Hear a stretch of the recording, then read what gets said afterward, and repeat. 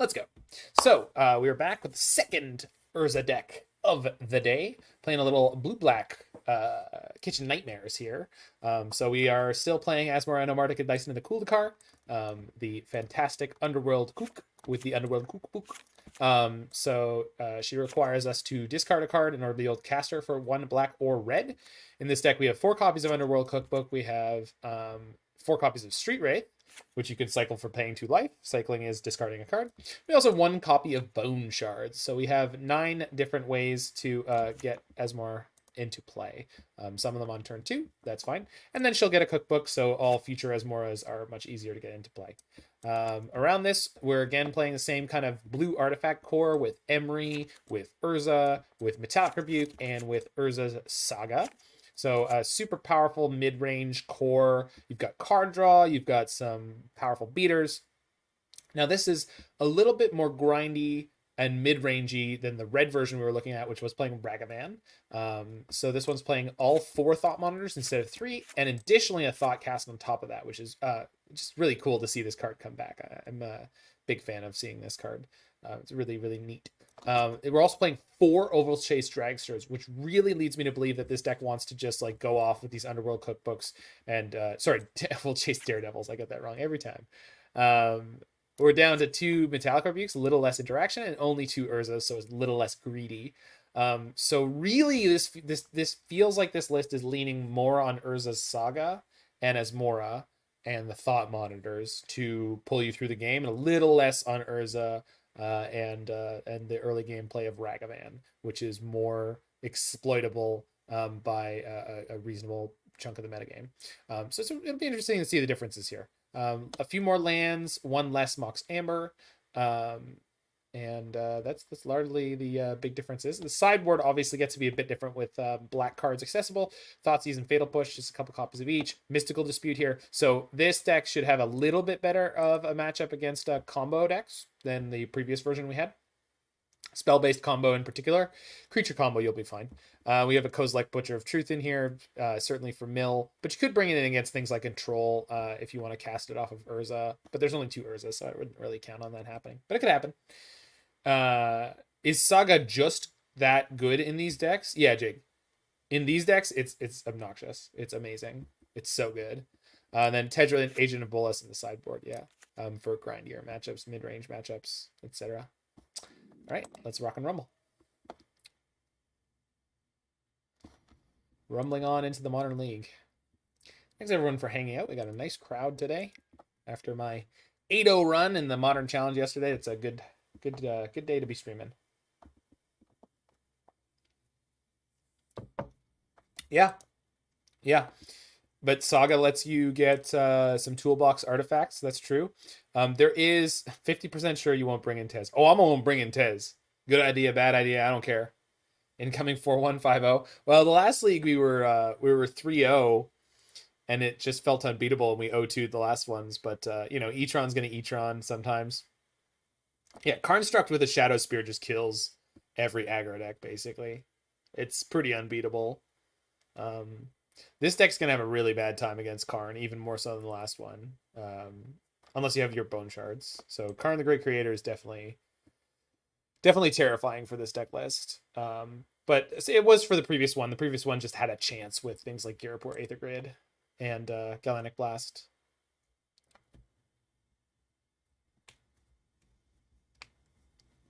Well, the plus on Tezzeret is almost always awful. Gato.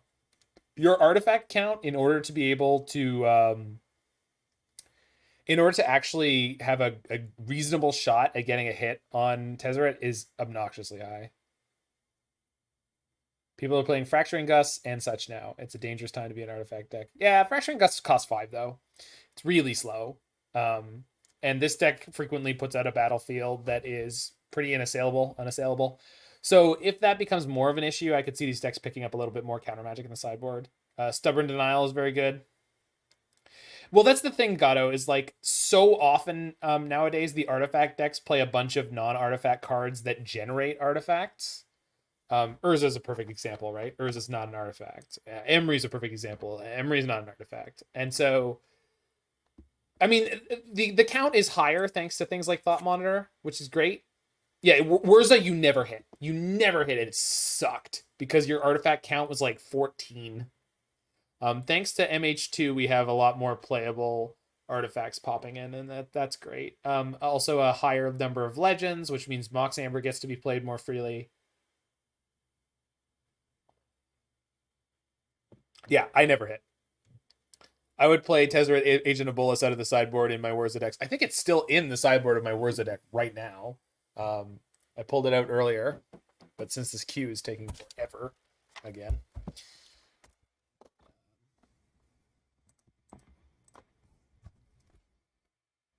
I think my Urza deck still has all the Astrolabes in it.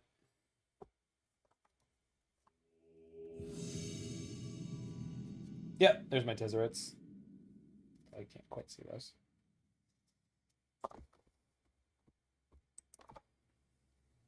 And then in the main deck, hold on.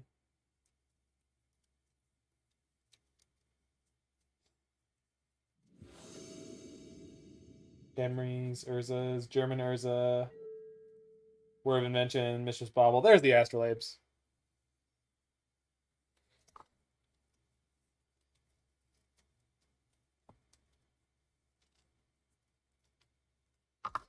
Yeah, the introduction of artifact lands into more artifact lands into Modern might make Tezzeret more playable. Tezzeret Master of the Bridge. It's so easy to play after you land an Urza. So easy. Easy mode.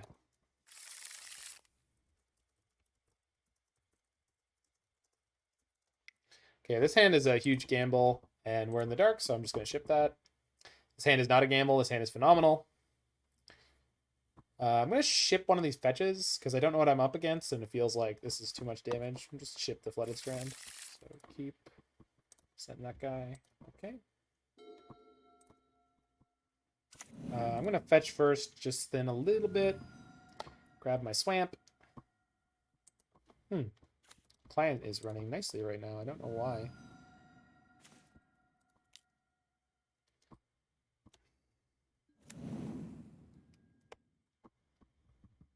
The cookbook. The cookbook. That's the turn. You know what, Mike? I actually was thinking of that in the version with Recruiter, because you can recruit for Marionette Master.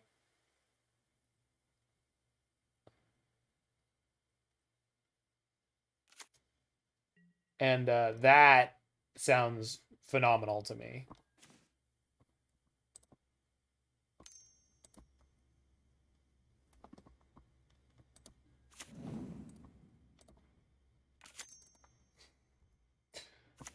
Mike hitting with me with the, oh no, I'm not a doctor.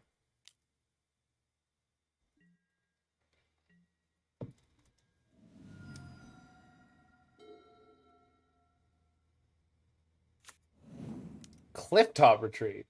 Aha. Sanctifier Alvec. Goodbye, Street Wraith. Okay. Opponent came here to play. Oh, the client's running so nicely right now. This is a joy. Oh, where were you? Where were you when they built that ladder to heaven? Right, I think we go fetch shock. Oh, I could have grabbed the island because I don't know how aggressive their deck is going to be. But I'm going to ditch the Rebuke to play Thought Monitor this turn. I think it's really important. I mean, it's not really important, but using my mana proactively in a game where I'm already ahead like this, but I could easily fall behind. Okay.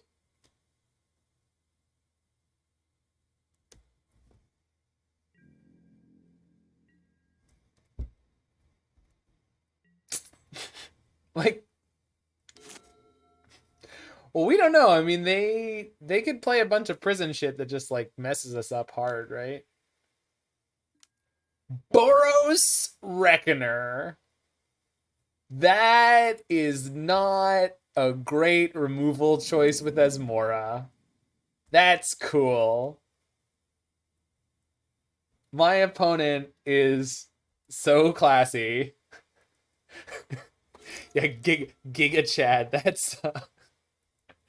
That's that wow. I yeah. Oh. What is that card where it just draws other copies of itself? Hey, look, guys, I found another blue mana.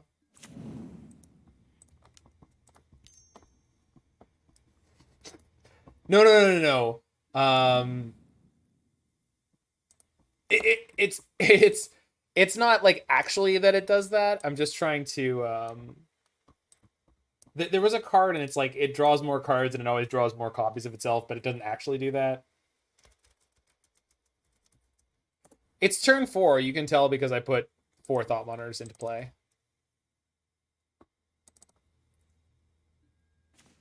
That's an amazing draw. Cryptic Command? No, I'm just there was like a running joke in Modern, and it was like this card always draws more of it, but I can't remember what it was. And this was like a couple months back, and I don't remember. Remand. It might have been Remand. Remand always draws more Remand. That might be it. Sea Trinos Traveling Packs. Yeah, they don't draw a card though. Hydroid Crassus. Hydroid Crassus was the one in Standard. I think that's the one I was thinking of. I think it was Hydroid Crisis. Thanks, the Mako kid. I'm pretty sure it's Hydroid Crisis that I was thinking of. Because that was it in Standard. They would play 3 or 4 of them. And that each one would draw 4 or 5 cards. Yeah, I think that was the bit with Crisis. It's just like always draws another Crisis. That is Cerveza. I really don't like apple juice. Back in the days of Tracker. I knew this was coming. I knew this was coming.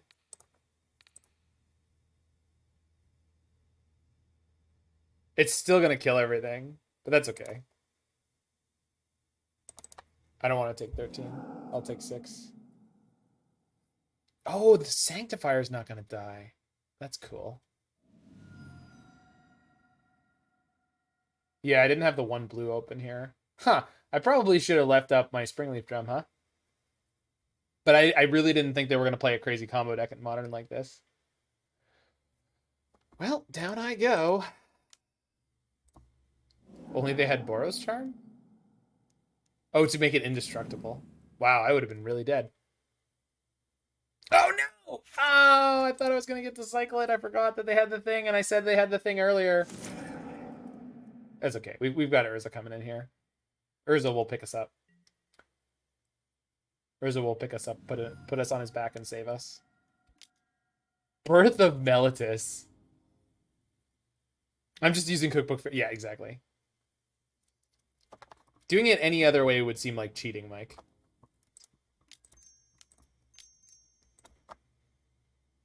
What's the combo in opponent's deck? They just played it. Blasphemous Act plus Boros Reckoner.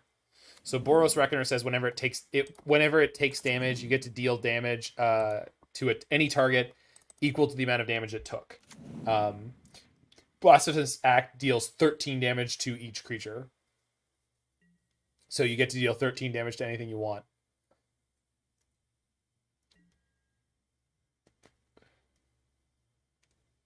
Which, obviously, you do it to the opponent. Are they playing Extinction Event? I would assume not. Extinction Event costs 7. Yeah, Star of Extinction, that's the one.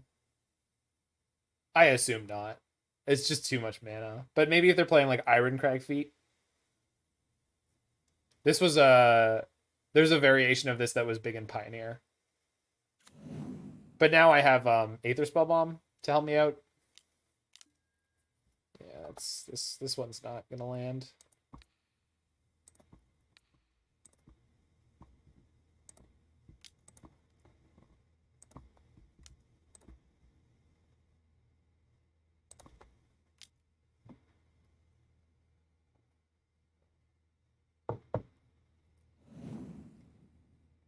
Swans of Bryn Argoyle. Yeah, maybe.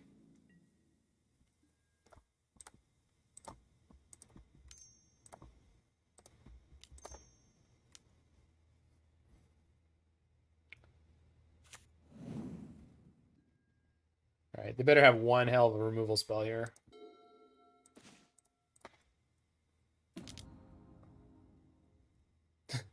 If they play Swans, we concede with the Swans on the stack. I can get behind that one.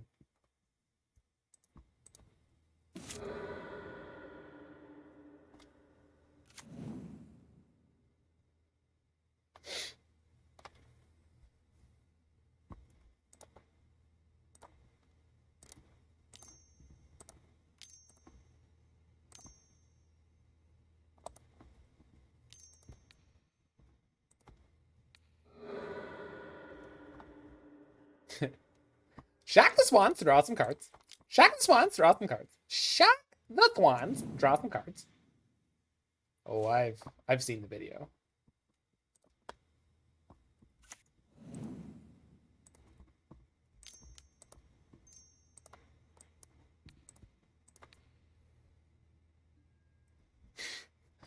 Damn little bit big boy. Go get him.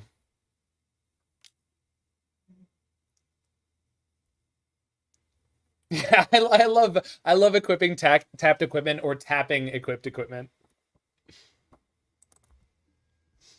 All right, I'll gain 12. Are we done here? Or are we playing more game actions?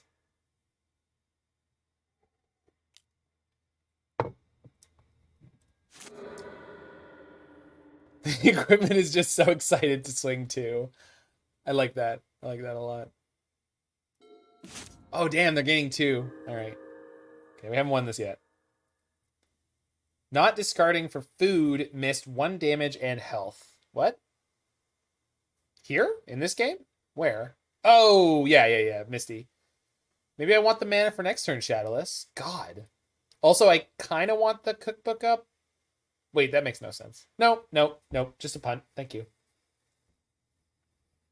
You are correct. Thank you. Urza makes the mana anyway. Yeah. You're totally. Well, I can't activate this cookbook to pick up a creature, right?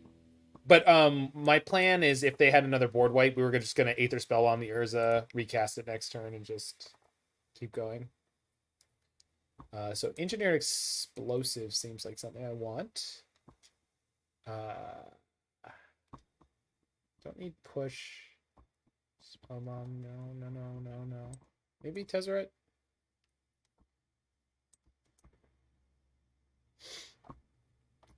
Bone Shards can kill the Reckoner. Gust looks good. Oh, Gust is good. You're right. Yeah, Gust is great. Yeah. I always think of it as like the anti-Titan card, but it's definitely not.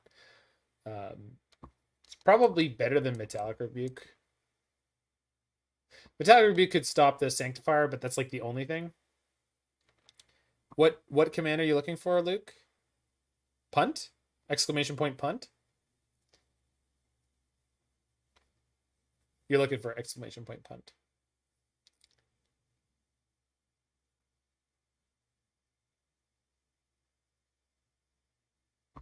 Bone Shards as being a sorcery makes me less excited about it, but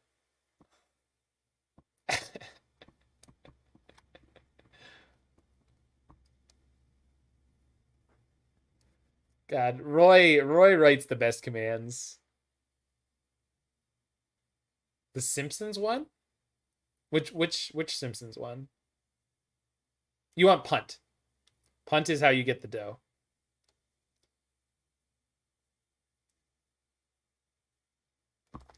So let's get the Mox Amber out of here. We'll have enough time for mana.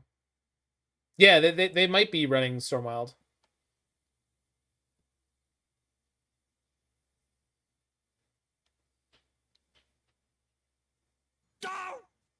There you go. See, I told you.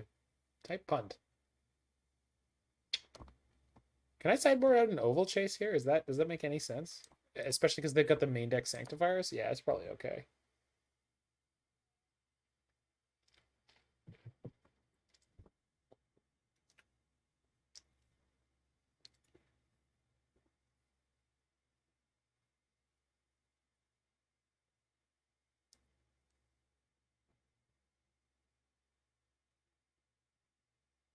Yeah, thanks, Lancer. That was a good call. Yeah, I think just one is fine. Like, it's just such a powerful engine. You like cutting 2 chasers, not the Amber. Yeah, I get that. I can keep this one in this matchup. It's a little slow, but we're well primed to draw a bunch of our best cards. Oh, good draw. It's a better turn 1 play than the Spellbomb.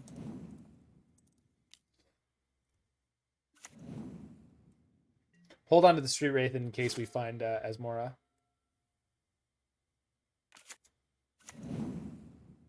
Nothing, huh? All right.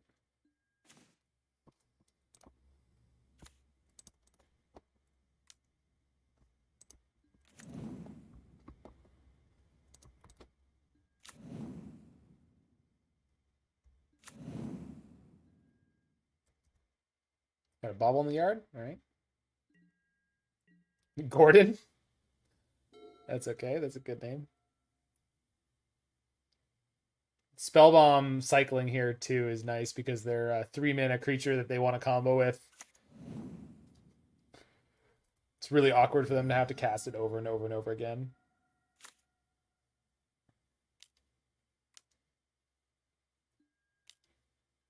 Oh my. Okay. So we're playing in Saffron Olive. Interesting.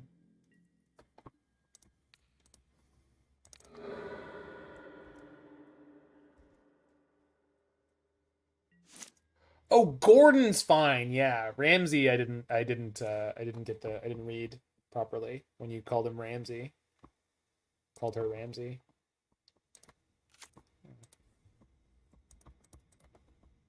I like this draw. I like this draw a lot.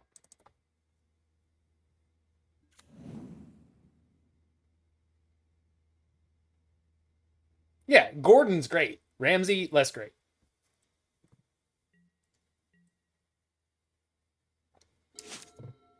But I do think Asmora is just a lot better. I mean, like, calling her any of those things is kind of cute, but Asmora is much simpler.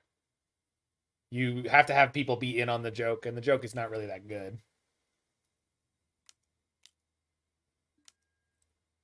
March of the Machines. Yeah. Could happen.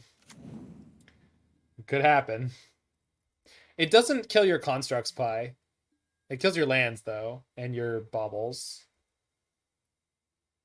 The Hell's no, the Hell. I think the Hell's Kitchen joke is great. Hell's Kitchen versus Kitchen Nightmares, like that's really clever. That's some of the best Magic deck naming I've seen in a long time. That's incredibly clever because, like, obviously black nightmare colored and red heat. Like that's super clever for Magic deck naming. Magic deck name is not normally that clever.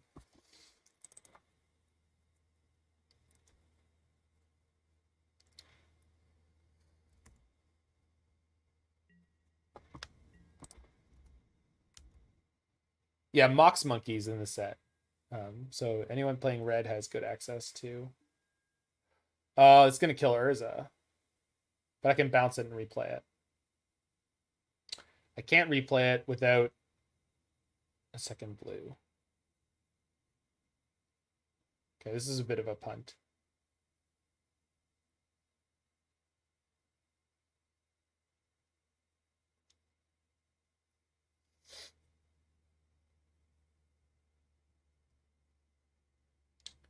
I guess they have to kill all my creatures next turn in order to be able to really give me the business here. Oh, I could just gust the Blood Moon if I have to. Okay, we're fine. We're totally fine. Favorite deck names Applejacks? It's pretty good.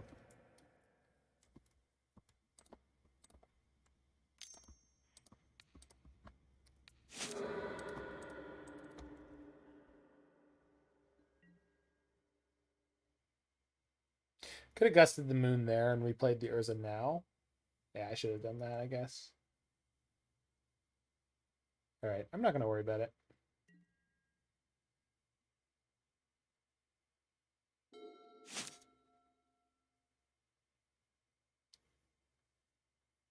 This means Urza's kind of safe from like a board wipe. They kind of need to deal with the construct too, so I feel like I've got good things going on.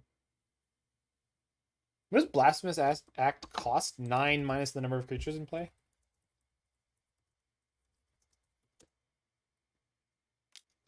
Yeah. Hushbringer. Okay, that's a little rude. Flying and lifelink. It's unbeatable! Second Reckoner. Rude. Alright.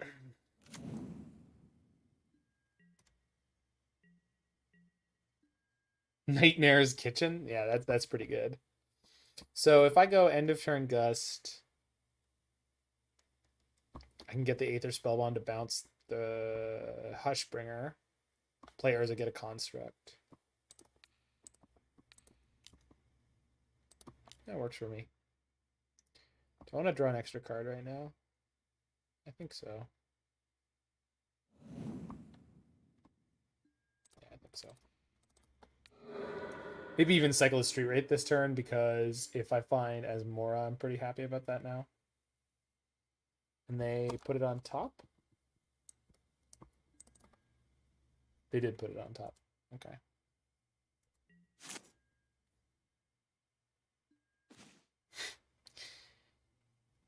Okay. Luris is a nightmare. Creature type.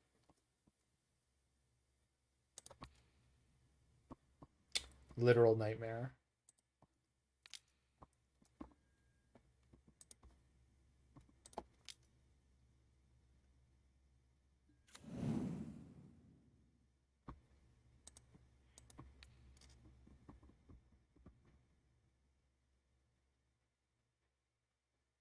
Yeah, also the TV show.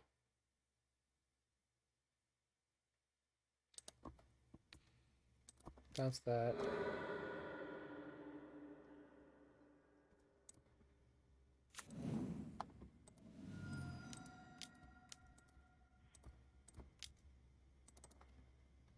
I guess if they have the Blasphemous Act combo this turn, they can cast, and that'll be bad for me. We'll go to 3, but then I get to follow up with Urza, so it's not too bad.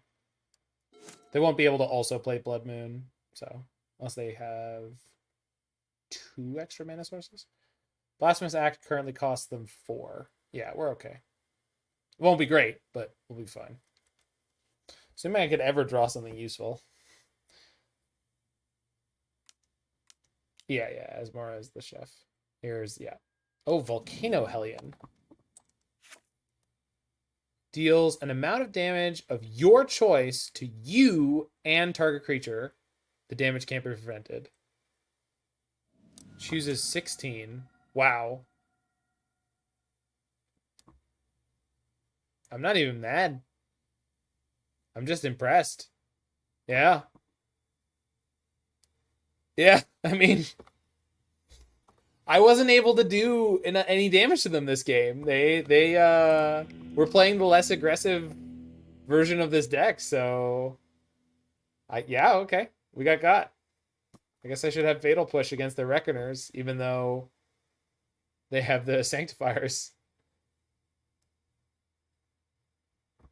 I guess it makes sense. Wild. Twinned in 2021. I was told it was banned.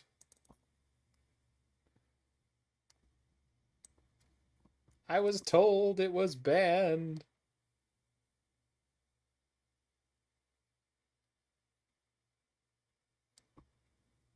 Tezzeret would have been great at most points during that game.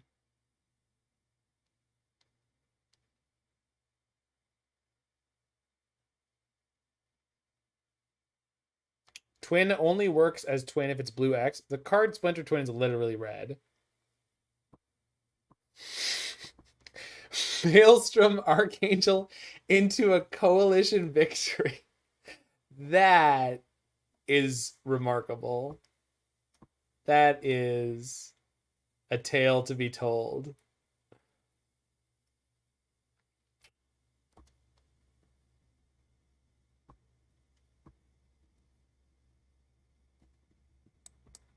Do I want to go all the way down on an Ovalchase? I don't want to. No, going down on a Thought Monitor feels bad too. Jeez.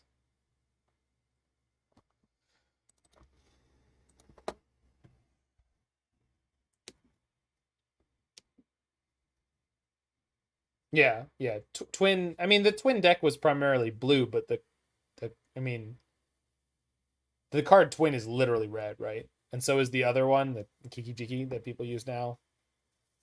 So I'm just, it's just weird for me to hear the words like twin only works if it's blue X. It's like, no, that's not true. The joke about Splinter Twin is just any 2-card combo that ends the game on the spot. Sand doesn't work. It's really close, but can't keep it. That's Mo Beta. Turn 1 Emry? Yeah, I've never turned down a turn 1 Emry in my life, and I'm not starting now.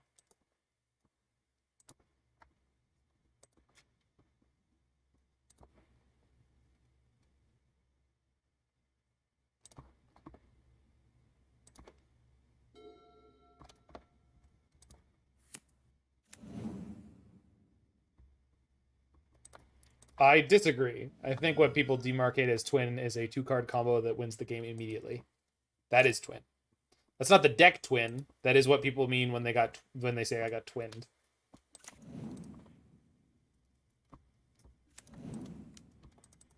At least in my experience. Any 2-card combo that wins the game on the spot is Splinter Twin. Even ones that don't win the game on the spot get called Splinter Twin. It's hilarious. All right, opponent, you've never played a lightning bolt in your life. Yeah, exactly. That's where it's at now. Cookbook and Ovalchase is twin. That's the level we've gotten to.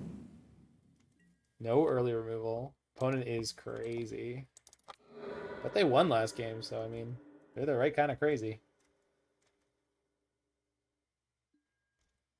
Twin being banned with how absurd the power level nowadays is heinous. I mean, I guess. Twin's pretty freaking obnoxious, so I'm not going to bat for Twin at the moment.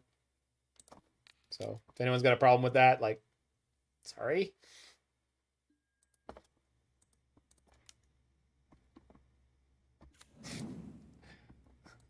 I think we know, Boomer.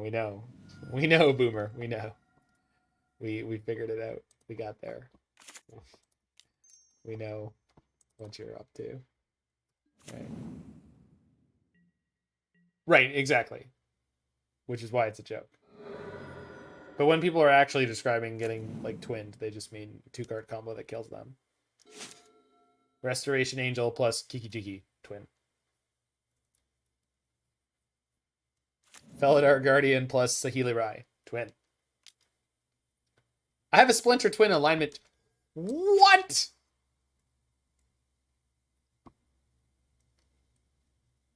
Okay.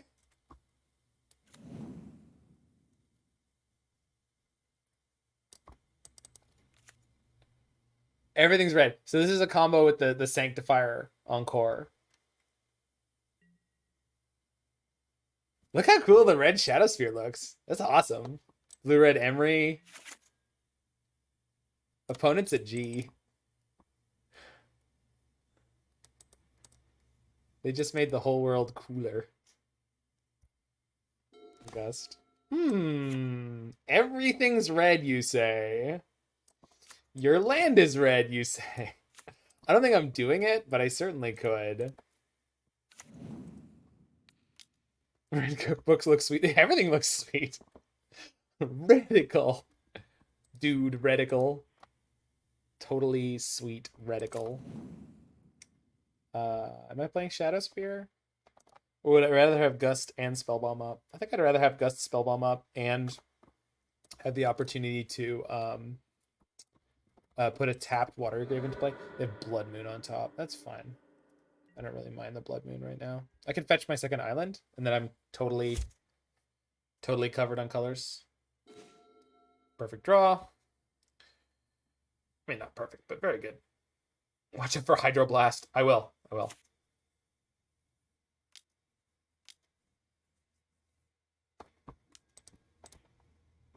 So everything's red and all non-basic lands are mountains. All right. My opponent's playing with the rules. I like it.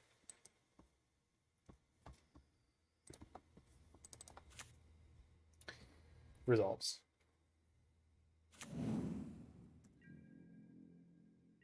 Everything's already red. Yeah, but now it's even more red. Opponent got out the crayons. They're having fun. Don't yuck their yum. I'll go to 16. I think I'll be fine, he says, after dying at exactly 16 last game. Let's turn the Shadowspear into a food, because I can just play the Shadowspear out of my graveyard if and when I need it. Nothing else to crack here.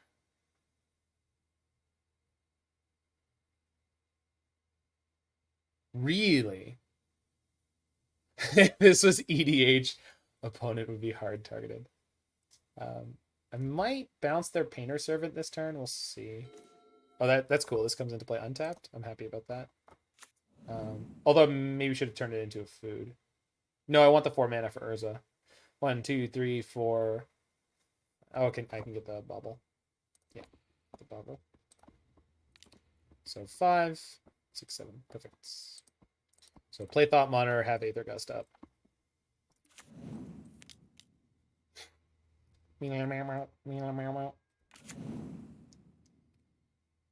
Cool. Oh, we drew Ovalchase. We drew the one of Ovalchase. That's hot. Picante. Muy picante.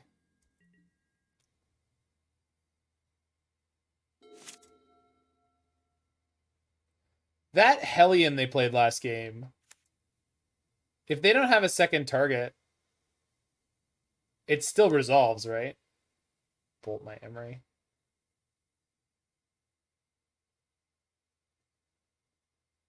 I think you got her. I don't think I can afford to protect it right now. I just don't know what else they could do. Yeah, go for it. You draw the one of Ovalchase as much as the 4 of Ovalchase. Yeah, and the funny thing about Ovalchase is you only ever want to draw one. You just want multiple cookbooks. Foodtron? Yeah, Foodtron is good. I like Foodtron. It's a good name for it. I'm okay with that. We can cookbook back the Emry eventually if we need to. Do I think any of their combos work at instant speed? No, I don't think so.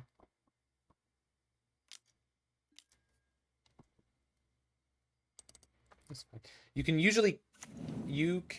usually can cast with this deck. That's why I think it's better than blue-red. I'm not sure what you're talking about, Pi. You just think the mana's better? Pyroclasm. Interesting. You just think the mana's better? You can reliably cast both Daredevil and Ovalchase. Daredevil? What? Do you mean Asmora and Ovalchase? You're clearly talking about 2 different cards. But yeah, I agree. Yeah, Cookbook has a second ability. Yeah, it does.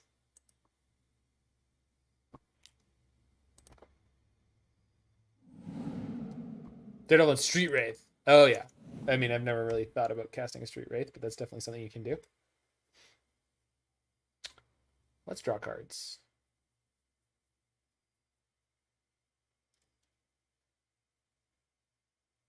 Food mirror equals Master Chef. What about Chopped? We go for Chopped? That sounds more aggressive. I like Chopped. EOT bounce EE and play it for 3. How can I bounce it? Oh, with Aether Gust? Yeah, I'm not doing that. Okay, so I can't use Saga. That's actually kind of a pain that I didn't think about earlier. That's okay though. Second cookbook, we get looping. This is the list that made 6th in yesterday's challenge. I played the list that won yesterday's challenge last round. So I really want to pick up and play my Emry this turn cycle. Can make 2 foods here.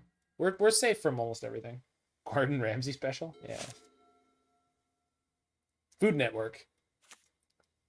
Oh, no, Kitchen Coliseum. Duh. Come on. No, Kitchen Coliseum. I mean, you could call it Iron Chef, but I think Colosseum has more specific. Like Iron Chef could just be some really hard chef, right? Like some really badass chef. But Kitchen Colosseum, like you're like, oh, they're fighting with food and preparation of food. Second color? Nope, still red.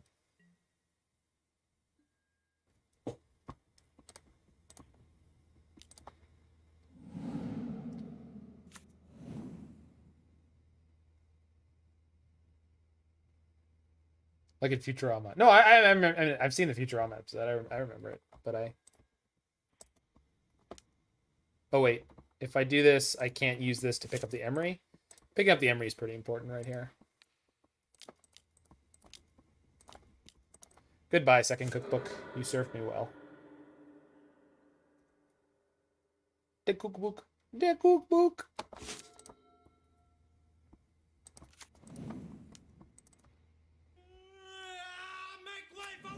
Thanks for the follow there, Gillebean Jr.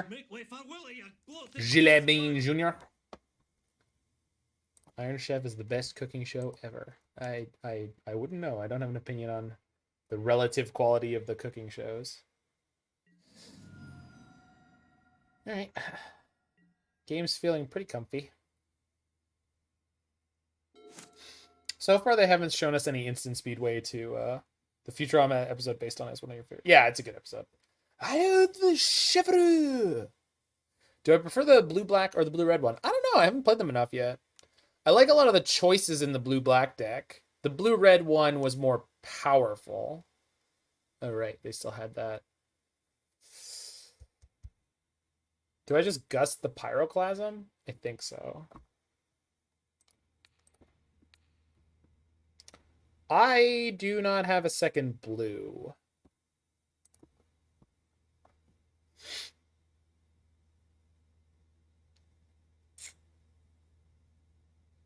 Well, Spellbomb doesn't help me here. I mean, I could guess I could rescue my Emry with the Spellbomb. But then again, like, then if their next card is the combo card, I'm dead.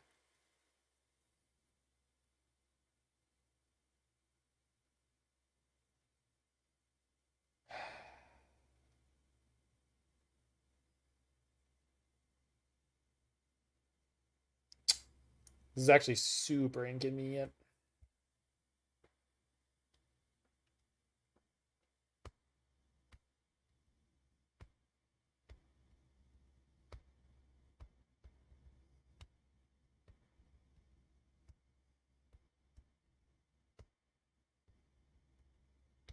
I think I have to let it resolve, but it's also going to deal 2 damage to me, so I'm like almost dead.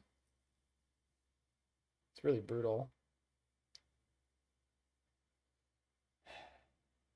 Probably playing Ovalchase as a blocker next turn, but they can give the Reckoner first strike, so it doesn't really help much.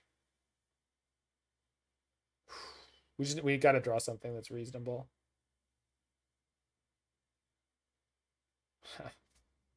Crazy. All right.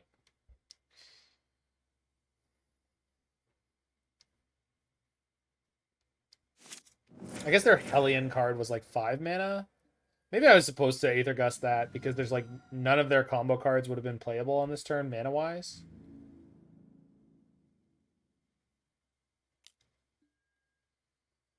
Since I don't have the double blue anyway, maybe I'm supposed to Gust the Reckoner.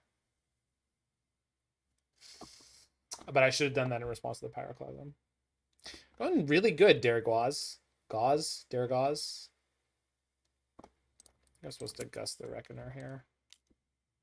Yeah, I was supposed to do this in response to the Pyroclasm. I'm not going to be worried about it. I think I was supposed to Gust the Pyroclasm. It's just awkward.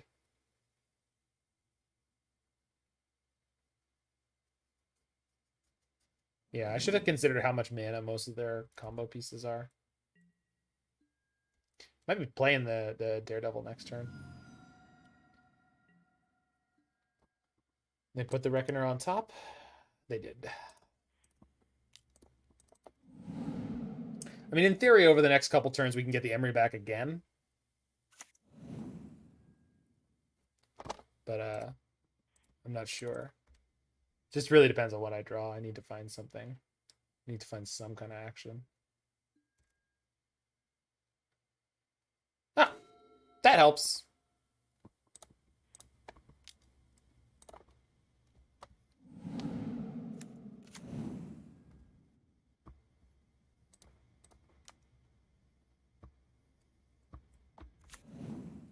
We can do it all.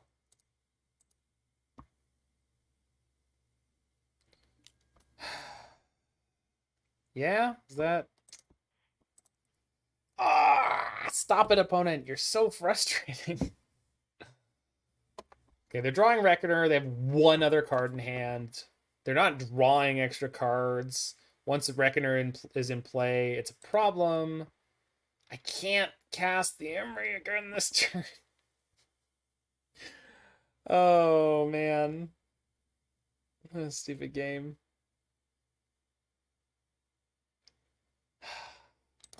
I think this is the better choice here. Damn it. It's so stupid.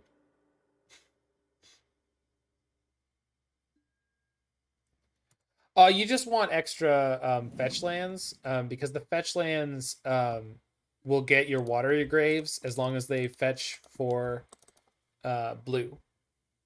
So it's a pretty standard practice in Modern to see a deck that's playing 8 to 10 fetch lands, and they're not always...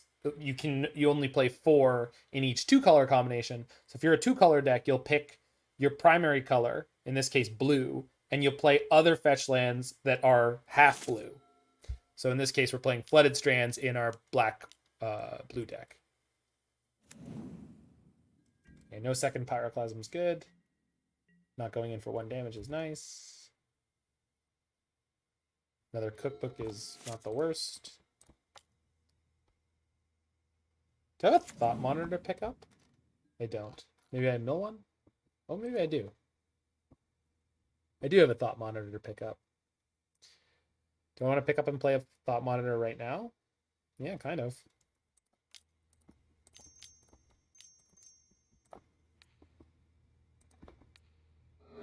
Playing the Thought Monitor picks me up. Oh, we don't have another Ovalchase. I know we don't have another Ovalchase because I'm only playing 1 at the moment. I guess I could have had life gain this turn, but I'm assuming the way their combo is working that no amount of life gain is going to do enough for me right now.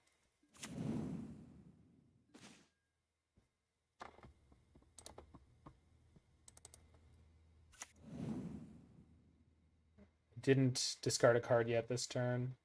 Can't play Asmora, even though it'd be really good. Gosh, and I have no way to discard right now. All right. I mean, it's all on my opponent here. Either they have a way to kill me or not. There's probably a way to ink wash an Underworld Cookbook boomer that would create an effect similar to this. I would look into that. Look up ink washing. It's something that people do on miniatures, and see if you could do it on cardboard. I bet you can. The coating on Magic cards is reasonably resilient, and I bet you could red tint it. So I think I blocked that with Thought Monitor. Take 2. Hopefully don't take another 6 this turn. Oh shit, they can shoot Emry with this. I'm an idiot. Yep. Yep. Don't mind me, chat. Just answering questions and punting.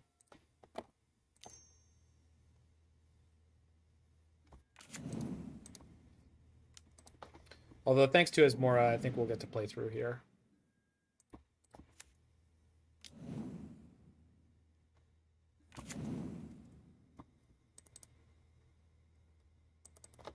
Sorry, I was just thinking about Boomer's question. That was more important to me than this game state. Obviously, it shouldn't be. It is and it isn't, though, because I have enough food to gain enough life that if they play one of their combo cards, I just shoot the Reckoner in response and take the 6. So, like, I'm not super worried about it, Phoenix, but yeah, you're right. It's definitely not great. Their game actually seems like a very interesting metagame choice, considering how popular the food archetype is. Like, it seems like a well-crafted answer to this metagame, which I have nothing but respect for. That's awesome. Well done, them. I don't even know if I'm supposed to be attacking here, but I'm pretty sure making some forward motion is important.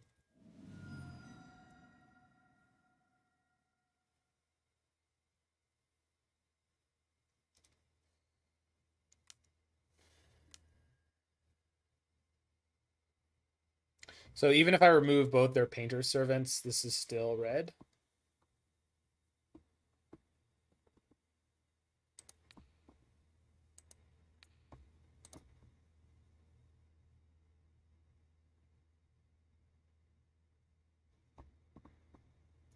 Put myself to 2.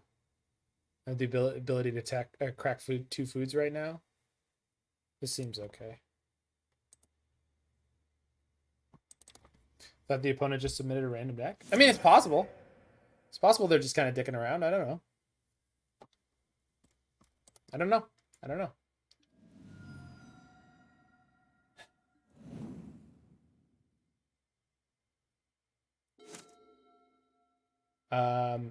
I'm gonna gain all 6 before the hit here.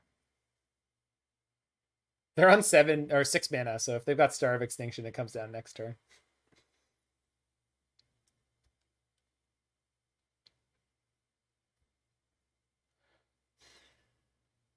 Are they tanking on the attack? I bet they are. I'm just gonna gain 6 now. Just if they have a bolt, I'm not playing around with fire. Oh, that's not what I want to do. I don't want to pass through this turn. I want to discard this food. I need to pick up the pace.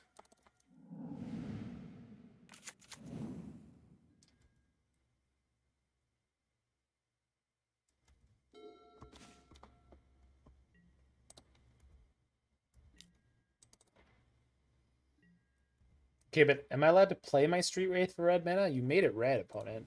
It only seems fair.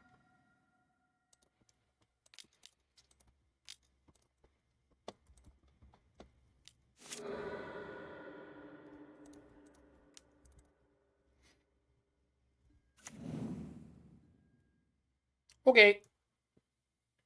Pass the turn. Pretty satisfied with my draw there. Seems choice. It looks awesome. It does. What you won't get with ink washing, you won't get the gold color as well as whatever color you're washing over the card. But should be able to get a pretty cool effect going.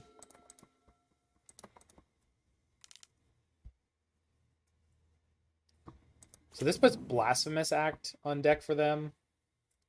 So ideally I want to find more than this.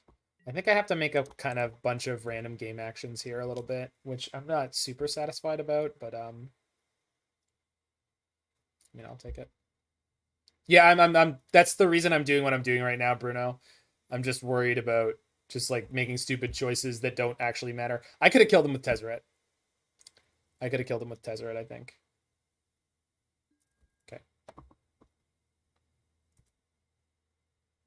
It's actually fine. Kill one of the servants. Play Springleaf Drum. Get the Dragster back, or Daredevil back.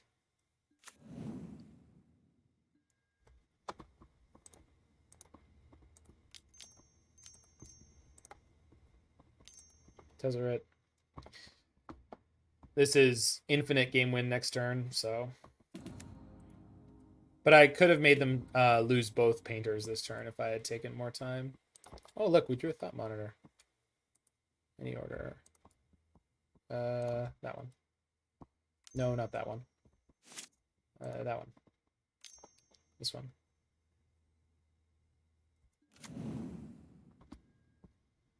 Okay. Aether Gust. We're good. We're not going to lose. Close one, clockwise, but we're not going to lose. I will play an uncounterable spell. Aether Gust.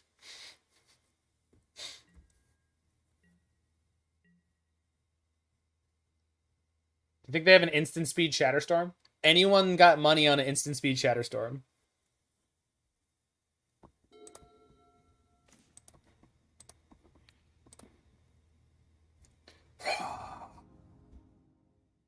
That was a very cool game to see. Opponent says, sorry, drew 4 lands in a row. Good games. That's a classy opponent right there. It's a very classy opponent.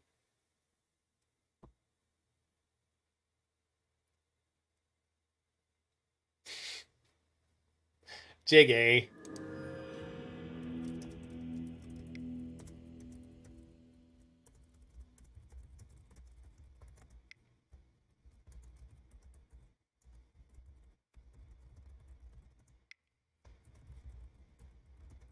Oh, they disconnected. I tried to tell them to drop by, but they're gone. They must have been tilted with the land draws, which I get.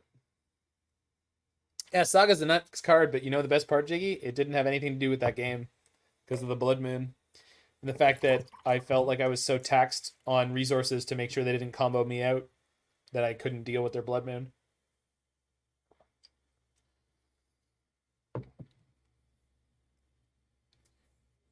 One to two vials in the blue-red version. Yeah, I mean, that's definitely possible, although that's... like, I don't know. I don't think I've ever seen a deck play less than 4 vials. I think vial is usually something you heavily build around. And I like vial in an Urza deck. But once you have vial and Urza, to me, you really want to push up to 80 cards and play Urian. That's where my brain goes with those things.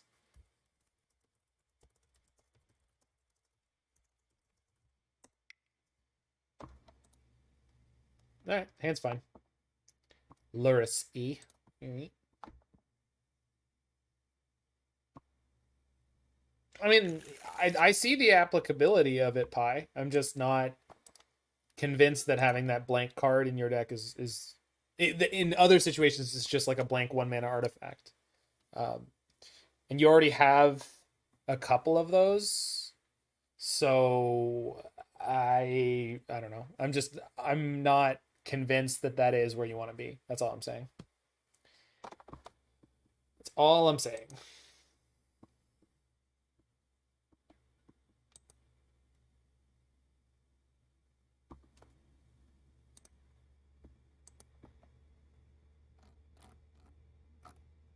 Just give him one of these. Ooh, hey, ooh. Thanks for the follow, Pasquale Arrico.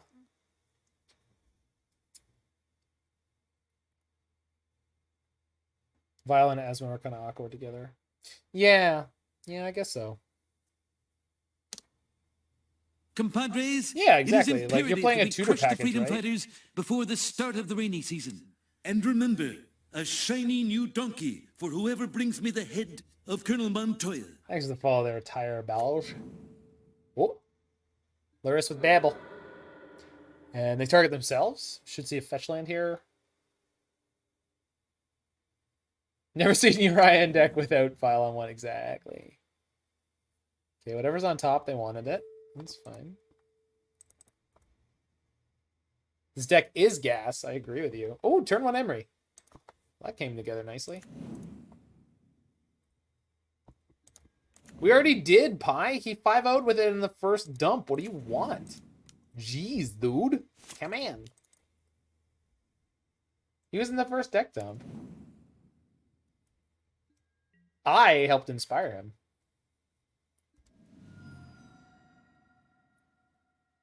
1-5 was good enough. Yeah, that's where we draw the line.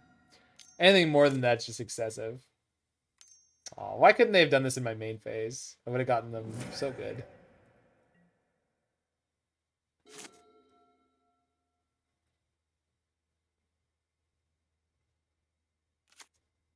Oh, no, not the oof. Jeez, look at this opening from them. So we're up against black-red Luris Monkey. Yep. Hold on, I want to sack this. I like that they didn't take my removal spell. I'm 99% sure this means they have a second Ragavan.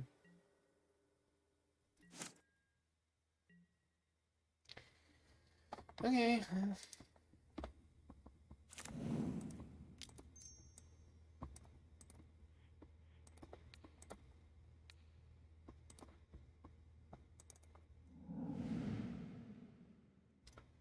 Maybe we find some kind of relevant card.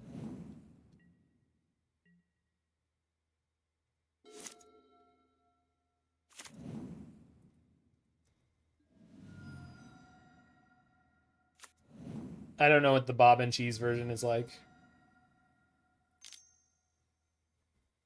Oh, I have that loaded up.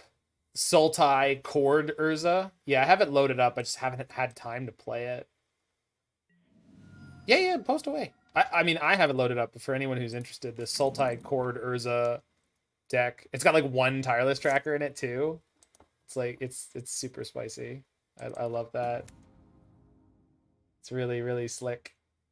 All right, here comes Urza into, Lurrus into Ragavan.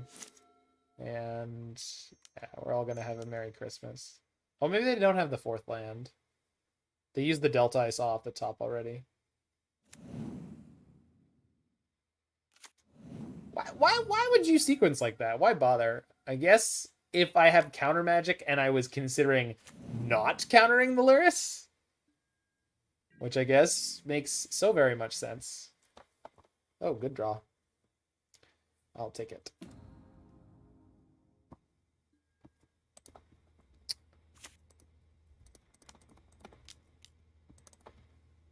I'm not sure either.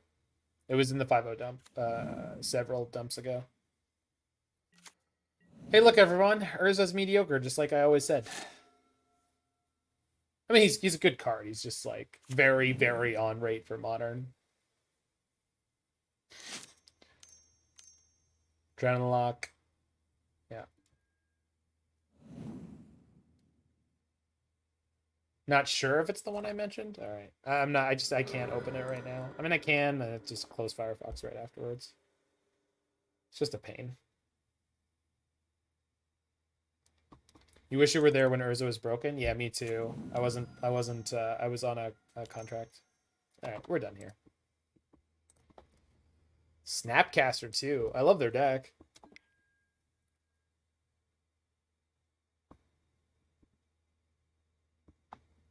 Seems like a pretty good open.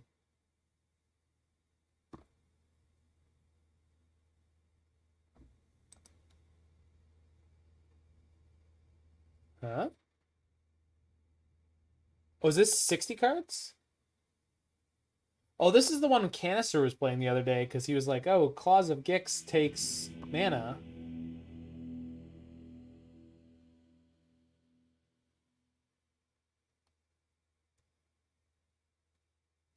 When I played this deck, it felt terrible. But like it was just like, here's my turn 2 Lonis, Lightning Bolt. Here's my turn 3 Academy Manufacturer, Fatal Push. And it's like, all right, we're done. Like, and that was like, it felt like that was every single game of that league. I just got massacred like that. So it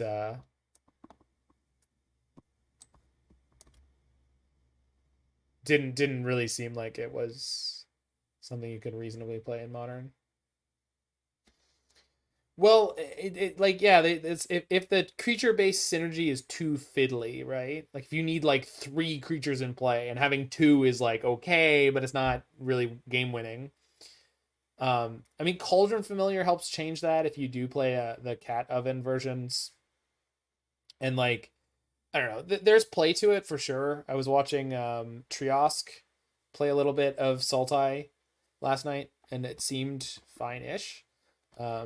But oops, that's not what I want.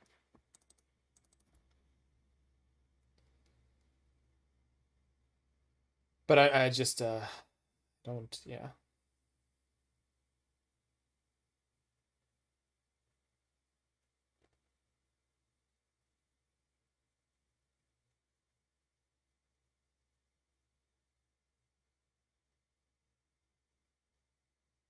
With the Sultai deck? Yeah, it looked pretty mopey. Like I agree that that's the kind of challenge that I would have expected. That's the kind of result I would have expected. Oh, Spellbomb.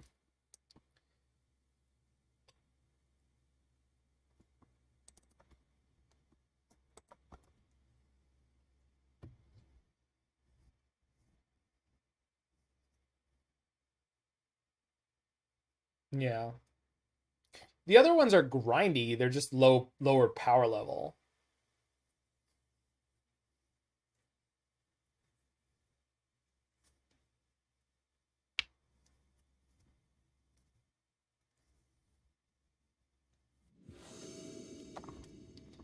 Like, Academy Manufacturer is just such a weak card on its own. And the card to... Jeez, this hand is really bad.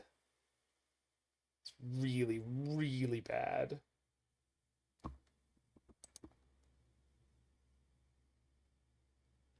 That's better. We're going to need to be lucky on the first couple of draw steps, but I'll take it. Getting Cookbook into play is big game here.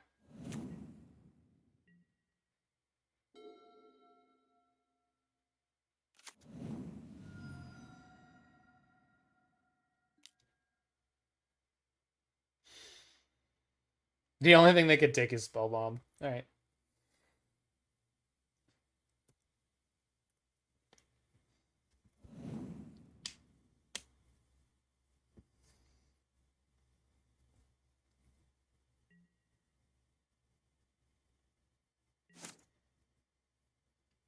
All right.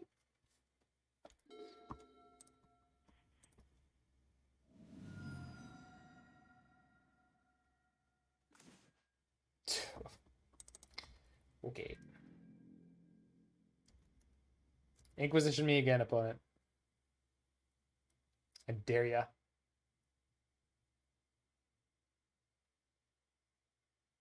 Why bot Food Spellbomb? Soul Bomb?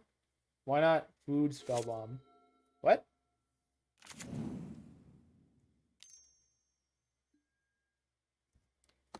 Oh, yeah. Yeah.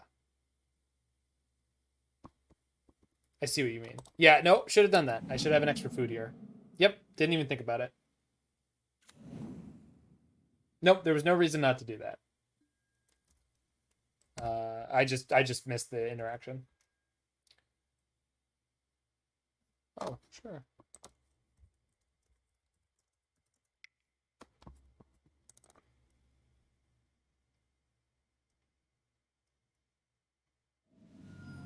Well, the version that Triosk was playing was not playing Feasting Troll King, by the way. Any tips on someone just getting into MTGO? Get a rental service, one of the cheaper ones, one of the cheaper plans for it, and play a lot of practice room games to get the basic mechanics of the game down before you're playing it for money, with any money on the line. 22 land deck. 22 land deck over here.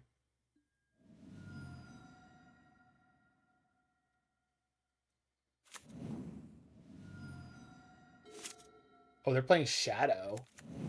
Wow, we didn't even see them like play in that direction in game one at all. Jeez. Yeah, standard blue-black Urza over here, by the way. This is usually what happens to me when I play this deck, is that you draw multiple Urzas and not enough mana to cast them, and then your opponent nickels and dimes out all, like, down all of your stuff that you do play early, so that even if you can resolve an Urza... I have it. I have MTGO Premium for when I play challenges. So if you watched my run yesterday, I went undefeated 8-0. So, you know, when it counts, I make sure to up my subscription.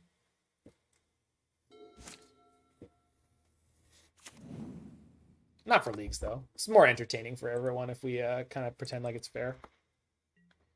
So I'm taking, what, 12? Oh, this is fun.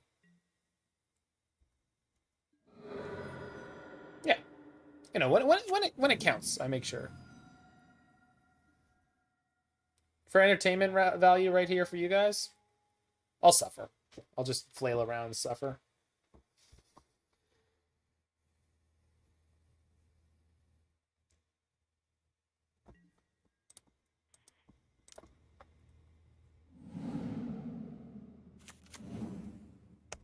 And I didn't bring in EE, right? Because I'm an idiot?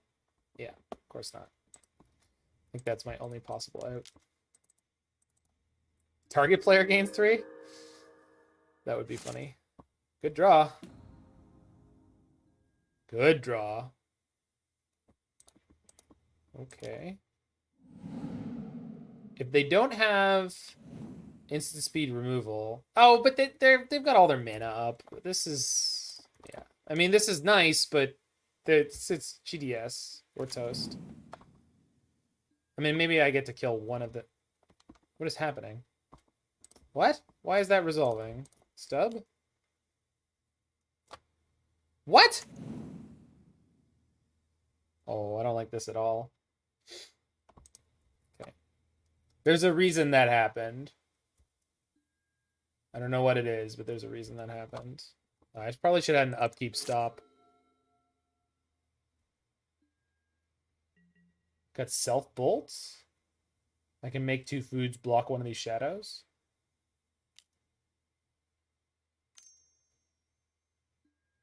Okay.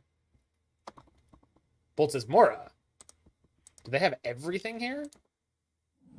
I mean, if they have everything, they have everything, and there's nothing I can do about it, but like...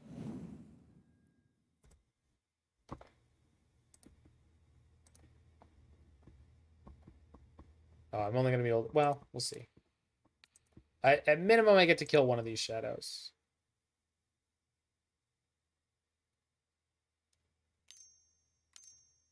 The hell is that?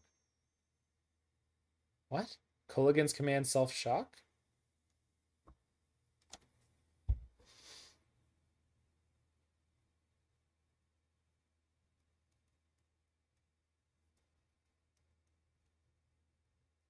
This has got to be Kolaghan's command, and they're not sure what modes they want.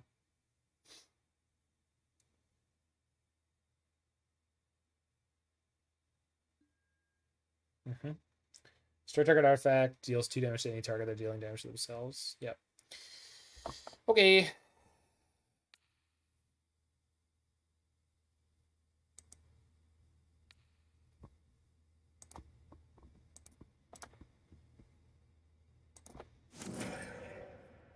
So I got a 1.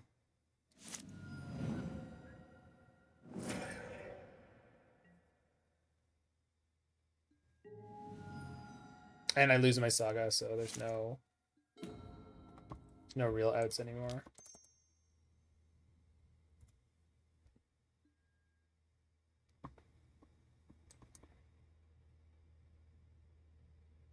Eh?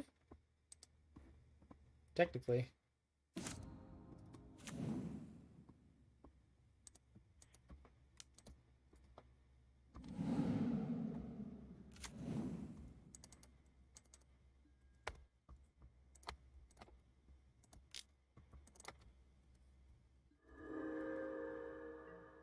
Spellbomb, yeah.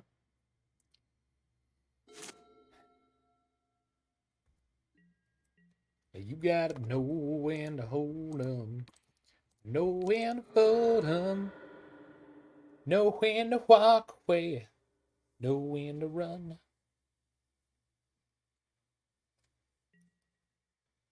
You never call your colors when you're sitting in the draft pod. Time enough for bad beat stories when the day is through. Yeah, that's it.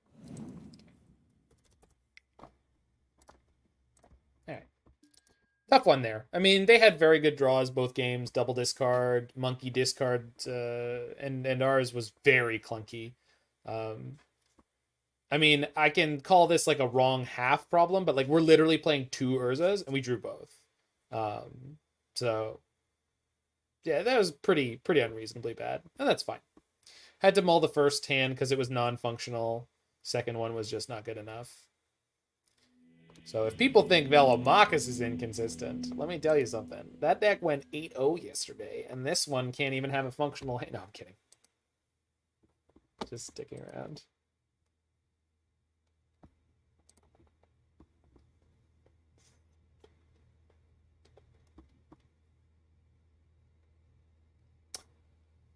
Yeah, Pi, I kind of like the look of the deck that you sent me, although I hate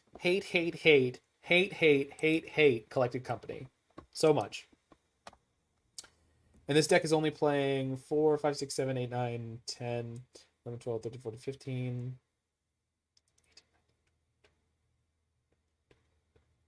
25 creatures, and a huge chunk of them are legends. I'm off it. I would never ever play that deck. Never.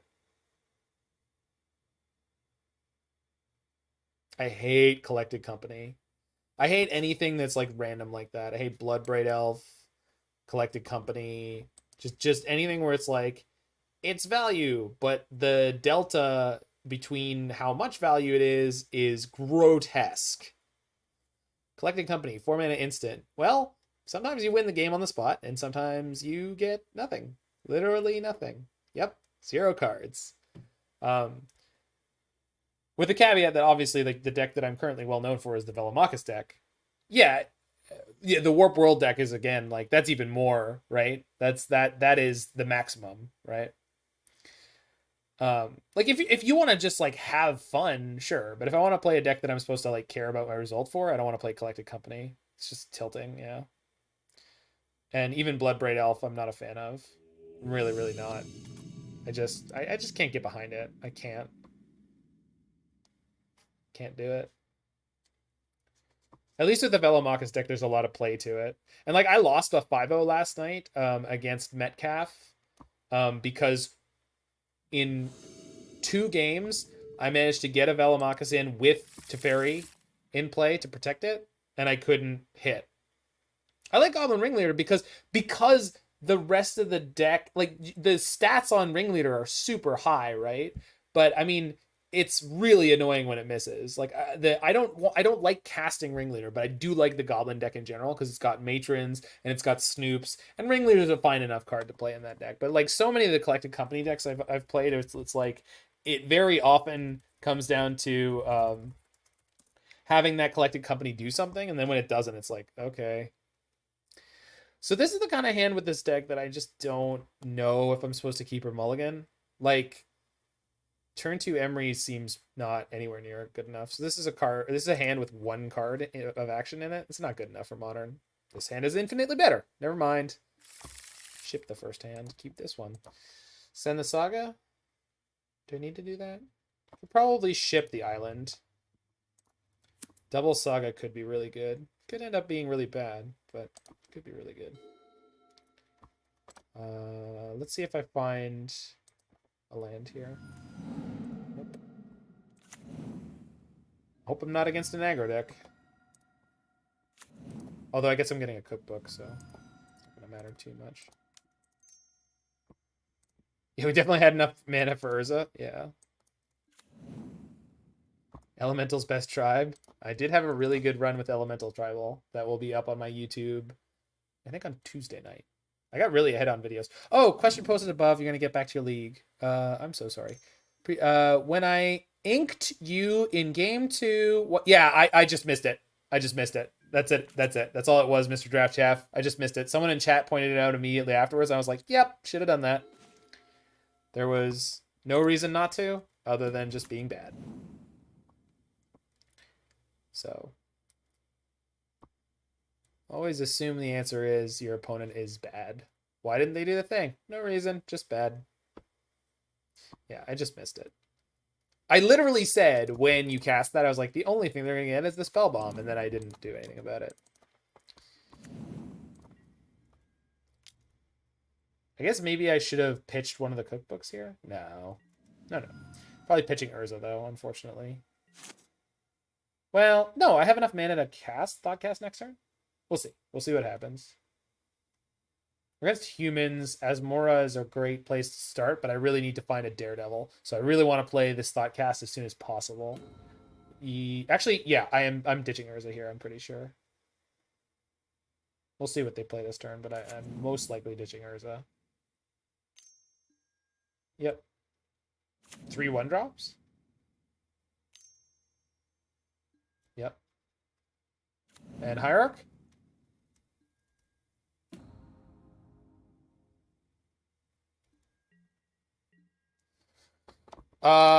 It was... Oh, who won? I have the note. I made a note. Today was Blue-Red Prowess.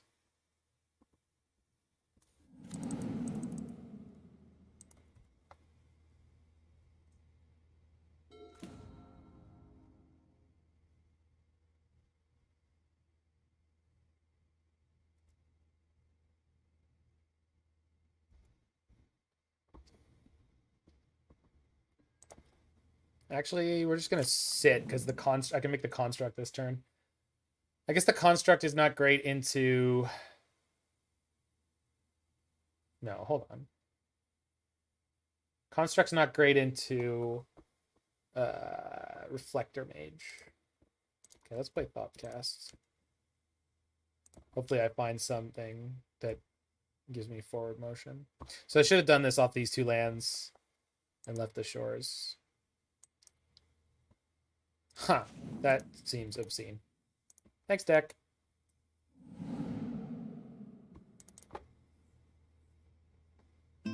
I mean, that's exactly the way I drew it up, right? That's what I said I wanted to do there. Thanks for the follow there, Freedom Ninja 924. That was exactly what I said I wanted to do, right? So, I mean, poggers indeed. Yeah, keep swinging, I guess. Because if we swangin', we slangin'. If we rangin', we changin'. If we... I don't know all the lyrics to that. Thanks for the follow there, Willie Tarzan. Yeah. And I did. That's the streamer advantage. That's not MTGO premium. That's just what happens when you become a streamer. There we go.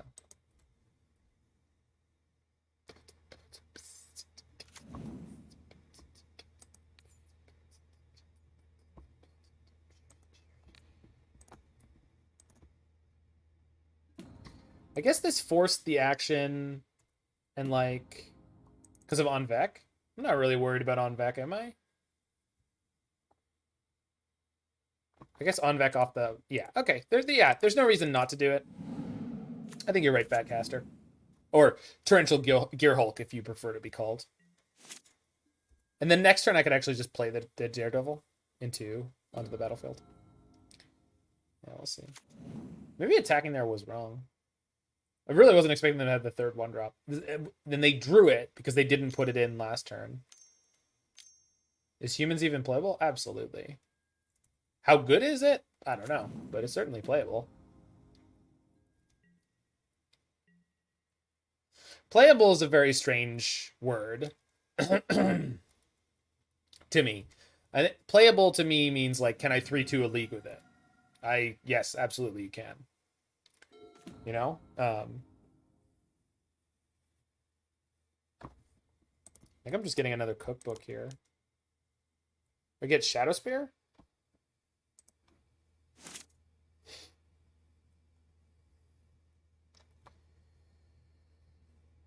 If I get Shadowspear, I need to use my mana on equipping it. No, yeah, we're not doing that. Yeah, we're getting another cookbook for sure. The downside is if they actually have Sanctifier as the last card in hand, that'll be no good.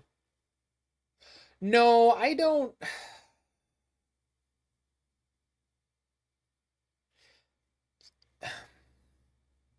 Cookbook allows me to... Cookbook is very... Well, okay, so someone put the Sanctifier in my head right now, and I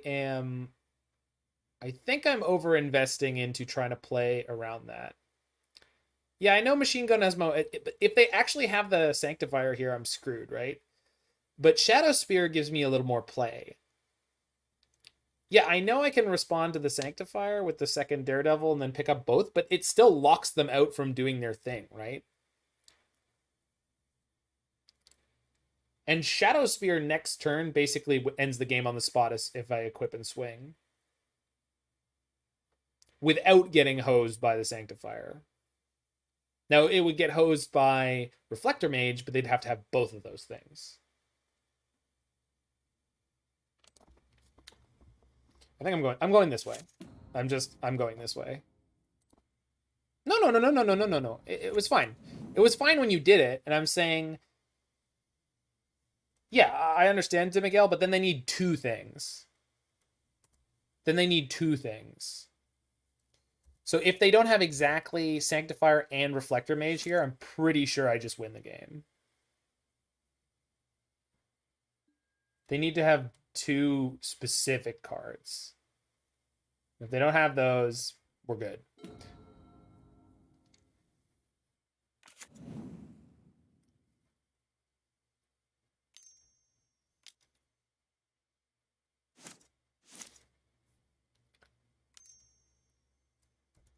No, it's you shouldn't apologize for putting it in my head, because how much is Spear to equip too?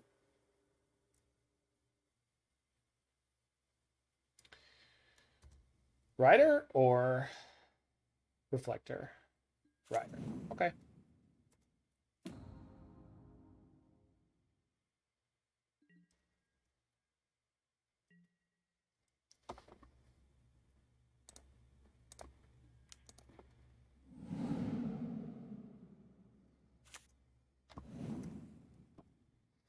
She got a booty like a Cadillac, but I can put you into overdrive. Do do do do. Bang bang.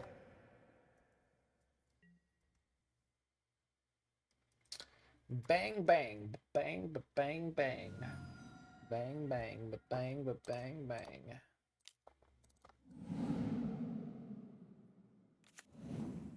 Daredevil, go! Shasha! Yeah, I love this deck. This is sweet. Both the versions. The blue core plus Asmora is really good. Okay, this is chapter 2, so we've got more to go.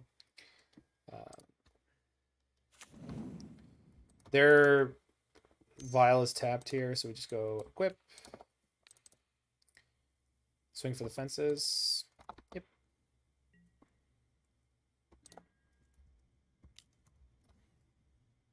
Yo mama. No blocks. Okay.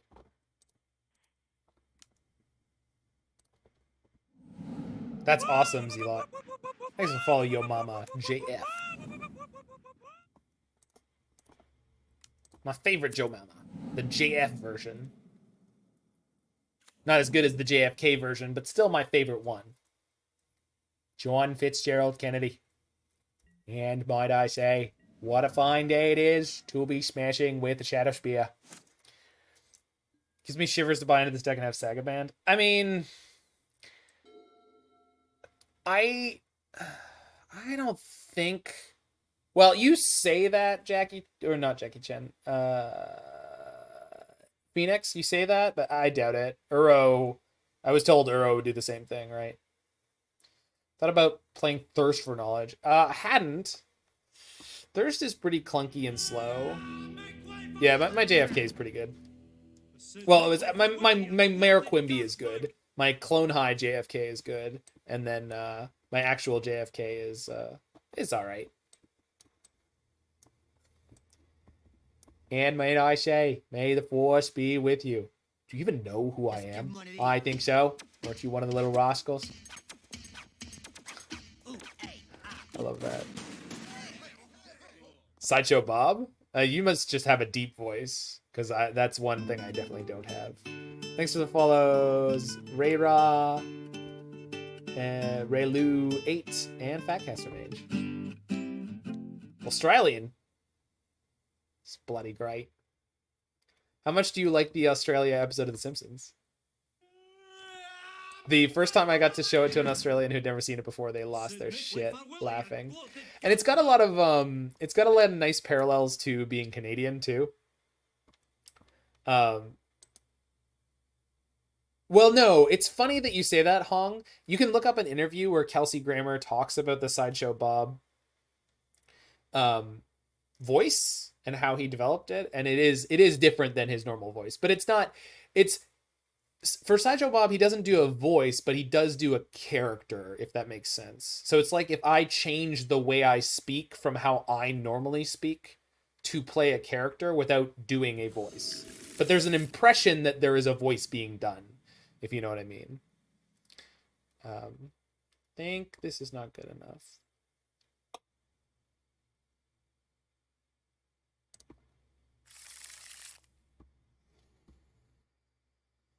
Wow.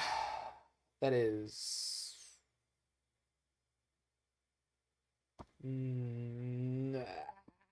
22 lands? If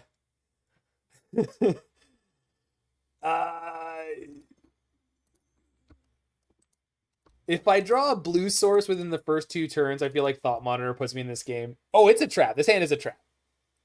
I do. Yeah, I do. I have a bunch of different gifts. 2 of them are broken right now. The Millhouse one and the Martin one. Clang, clang, clang goes the trolley. Ring, ring, ring goes the bell. All right. All right. I'm in danger. I mean, if we find a blue source within the first couple turns, because like each cookbook I play out gives me that many food tokens per turn, which is obscene. So like, if we win this game, it's like I'm up a game, whatever. Streamlabs has an option for that, so I use the alert box from Streamlabs, and the alert box from Streamlabs has variations allowed. So what you do is you just put in different sub alerts, and then it will randomly slot one out every time that someone hits the follow button. Okay, they're gonna name Asmoranomardicadaistinaculdacar. Immortality. No. I'm doomed. Doomed.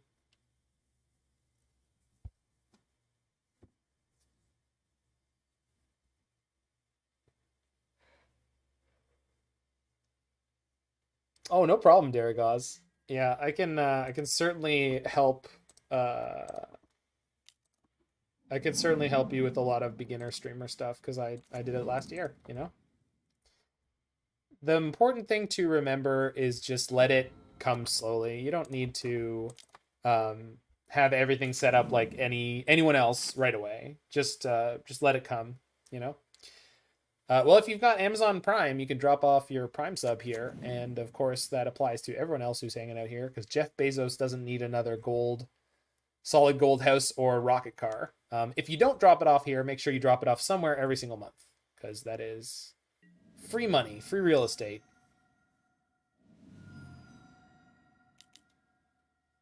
Well, that sucks. That I was not expecting. Good thing they don't know my secret, that I have another one.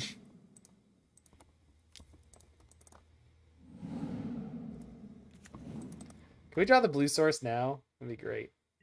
Oh, it's not good enough anymore, is it? No! Oh my god, it's so bad! It's so bad! I can push it? No, eventually I can push it, but not now. Oh, hey, Ghost with the Prime sub. There you go. Just do what Ghost did. I think I gotta get Baubles. Well, Springleaf doesn't help me right now. Baubles might draw me the land that I need. Best game ever, by the way. Oh, I knew how greedy this hand was, but like on a reasonable percentage of. Oh shoot! It's Pikachu. I think on a reasonable percentage of games that this would have been an okay keep, and this is a fantastic hand to have when people are coming into the stream. Just so they know what we're all about.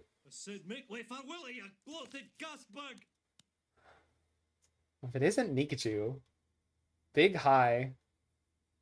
Awesome run yesterday, by the way. Do I have Merfolks on my deck? There are Merfolks in the deck. There is 4 Merfolk in the deck, although they're all the same ones.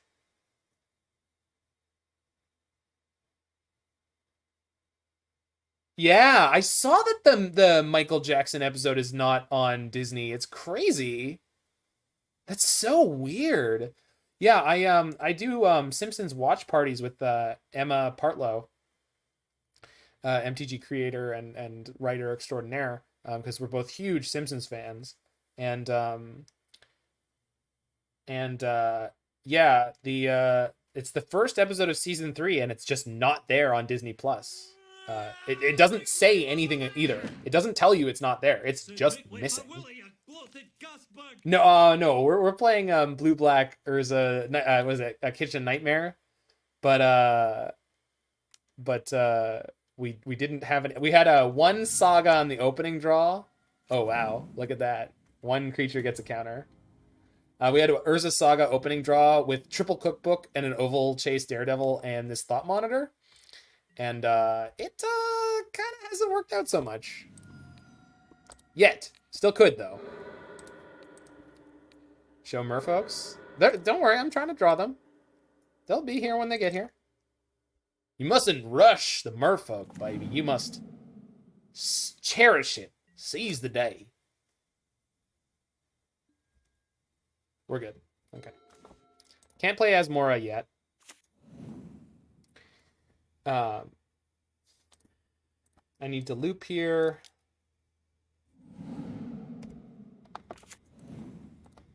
Oh my god. All the Daredevils. Thought Monitor Pog. There's the 4th cookbook. That's something. Alright. So next turn, we can push the Meddling Mage, play Asmora, and basically win the game. I did watch The Shape of Water. It was a good movie. I like that. I mean, I like Guillermo del Toro's movies for the most part. So I love Pan's Labyrinth. It's just kind of confusing. All right. That's not lethal, so that's fine. That is the kinky one about the merfolk, yes.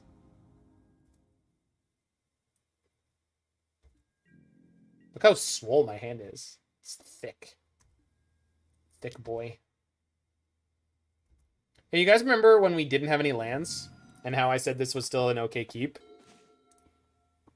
We're about to brutalize this poor player. You guys ready? Who's ready to win? Anyone ready to win? I know I am. Triggers. I think there's no cookbooks left in my deck, by the by. Yeah, no books left.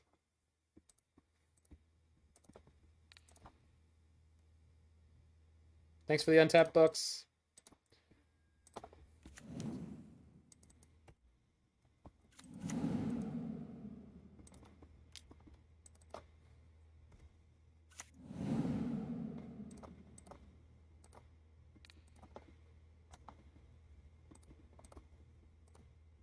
Did I need to kill them all right now? No, but the sight of them on my board offended me.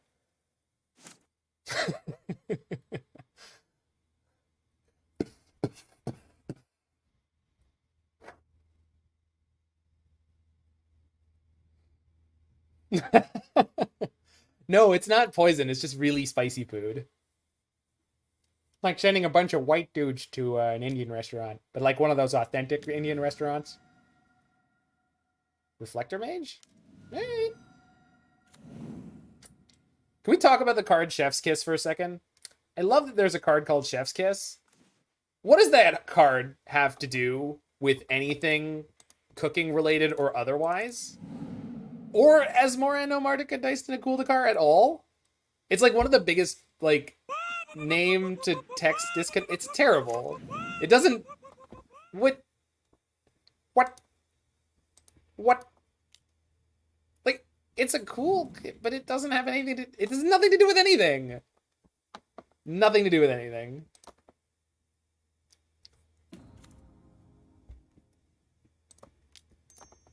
Asmoranomardicadaistinaculdacar. Okay. I have the mana here to crack a food. So I think I'm going to sit with it just in case. Gives the dish a twist. I mean... No, I'm not saying the card isn't competitive. I'm just saying as a relation to Asmora and what she does in every way, or to the name of the card being Chef's Kiss, there's just no connection. Like it's cool, but it doesn't have anything to do with, like, that card is like Misdirection Fork. Yeah, it doesn't create a food. It doesn't do anything related to creatures, like specifically. It's got a random component to it. Asmora has no randomness at all. In fact, she's got anti-randomness. She tutors you a specific card. It's just strange. Does she ever feed someone to take control of them? No, pointedly not. She just feeds Lord of the Pit, whose name is like Lawrence or something. Does Daistinaculdacar mean Chef's Kiss? I don't think so. Maybe. Thanks, Gary. It is something like that, though. It's something very, very blasé. All right, we've got engineer explosives, so we can play through this.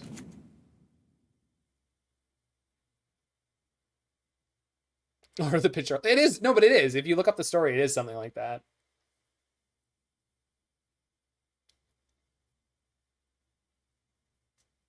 When it gets that sweet 3-for-1, it really is the chef's kiss. I mean, yeah, but so is everything that's a 3-for-1, right? So she's just a terrible cook, but very enthusiastic. I mean, she was so. The story goes that she agreed to go down to the underworld and work for the Lord of the Pit for 7 years and 7 days as his personal chef, and very similar to Scheherazade. If the food ever failed to satisfy the Lord of the Pit, he would eat her. Which I think is just that's a great story. Like, it's funny, it ties into magic, it gives people an excuse to learn about Scheherazade and sort of, you know, historical fables and myths. I mean, it's just so cool. Yeah, it's great magic lore, exactly. Magic lore at its best. Watery Grave. Alright. That's good because I needed 4 mana to play and explode the EE, and the 5th to replay Asmora.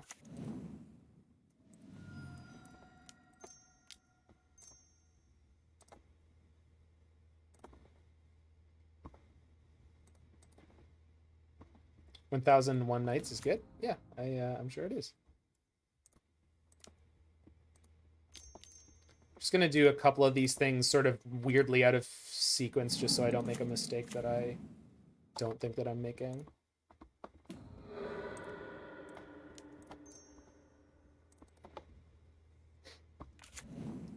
She got a booty like a Cadillac. I'm gonna send you into overdrive. That has nothing to do with Asmora. I just like that song. Bang, bang, there goes your champ. You know it. Bang, bang, there goes your bam. You know it.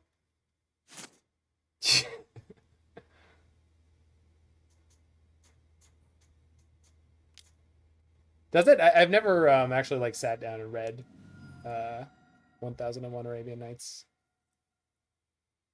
What are they flipping into?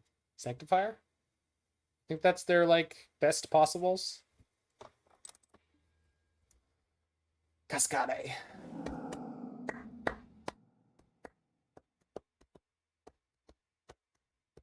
I do like reading on stream. I've done it multiple times. I usually read a Terry Pratchett book because I have all of them. I think I have all of them. No, I gave 2 of them away to the ex-wife. I gave her Small Gods, and I gave her... Can't remember which one. No, I think I sent her my copy of Here's to You, Mr. Robinson. The what's it called? God Bless You, Mr. Robinson. The Kurt Vonnegut book.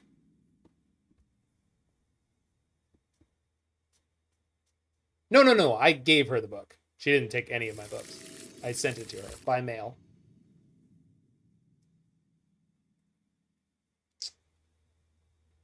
So I can't get to this Asmora.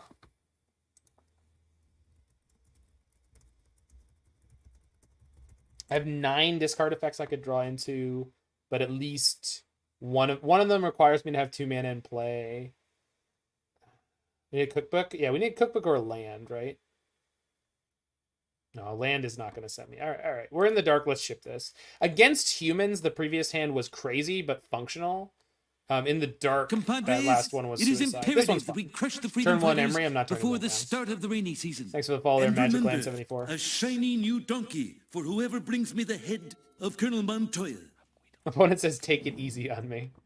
I guess they are aware of my existence. That is a pretty good draw.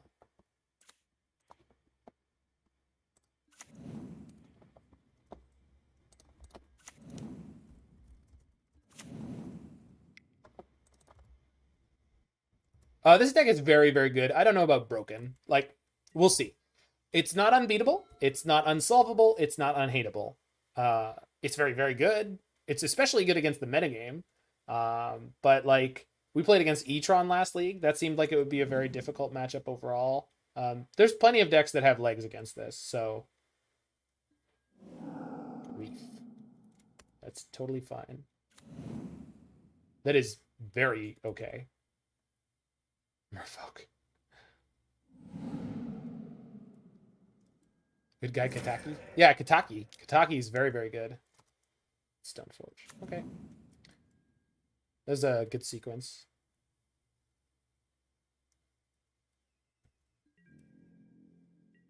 Thanks, OP Magician. Yeah, the 8-0 into the through the Swiss was pretty amazing. Well, that's a really good draw. Now, I don't currently have any way to generate the color I need.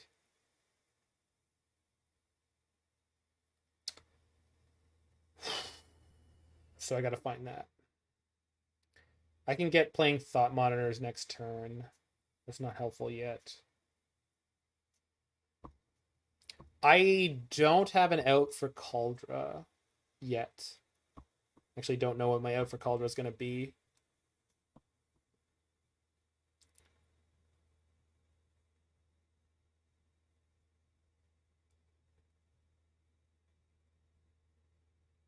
I think we're just playing Cookbook this turn.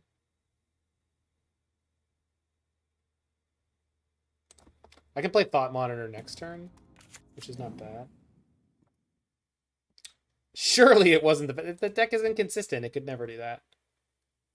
Yeah, we're only reduced by 2 right now. But next turn we can play the monitor. Any luck with artifact lands in this deck? I'm playing a list that was in the challenge yesterday. Oh, we have Aether Spellbomb. Yo, yeah, you're right. You're right. Stream is popping. Blitz is crazy. Nikachu just raided me, but before that I was at like 180 people. So it's been... I think yesterday apparently did me some good.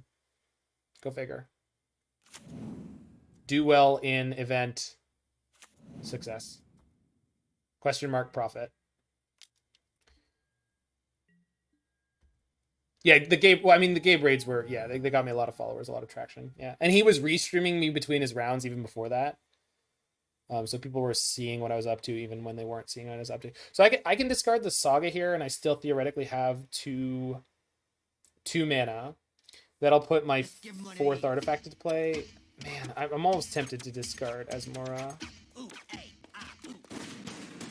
So monitor currently costs 4. Making the food makes it cost 3.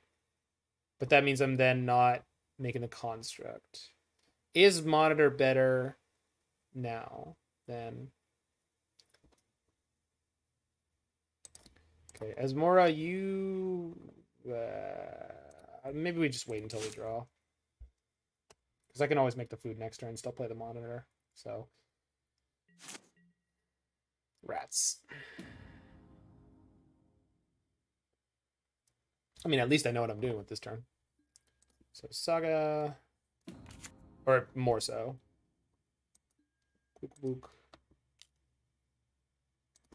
No, it doesn't. You can have it deal... Oh, maybe.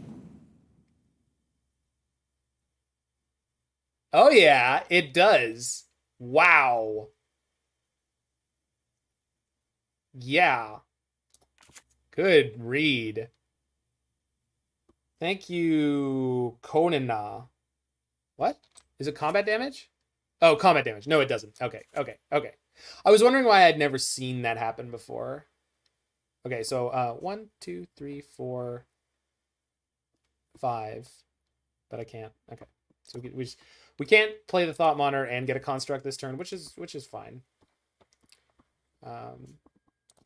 Probably shouldn't have played the Urza Saga when I did it. Yeah, I definitely shouldn't have. Okay, but that's fine. Delete. All right. Construct next turn, on the other hand, going to be very thick. Swole boy. Okay. Hidden safety valves. I mean, kind of. It does, however, work on Phyrexian Obliterator. Good to know. Good to know. I will take your 5, opponent. Now, if they're very slick and they have Vindicate and they have the soul read of Vindicate your Urza Saga, then we're in trouble. Most other things they could play here are not going to bother me.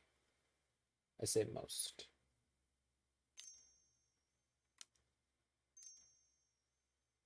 Liliana, Smallpox.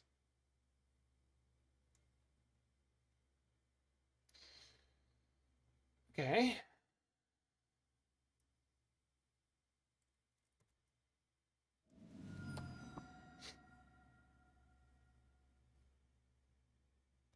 I think I have to sack this Saga.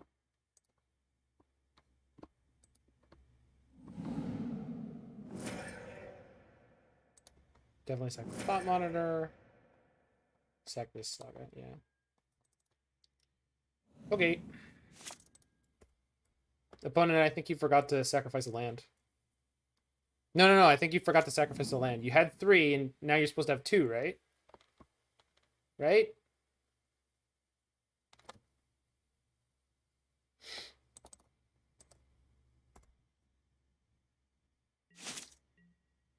Perfect. Thank goodness.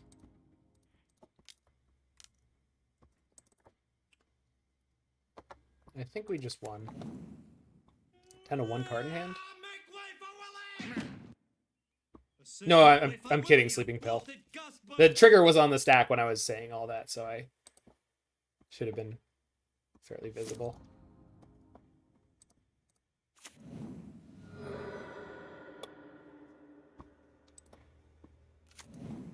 I apologize if that was unclear. Okay. What are you drawing over there? Anything good? Do I want the card you're drawing? Grief. Can I have that? No? Okay.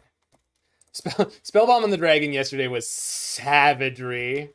Also, the Spellbomb is really good against the Velomachus deck. I think in top 8, they set up the Spellbomb proactively against me on the Velomachus deck because they had already lost to me during the Swiss. So that gave them an edge that they hadn't had in the Swiss round. Which, you know,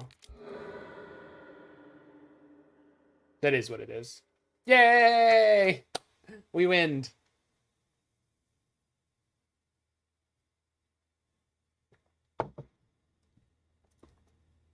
Yay, magic.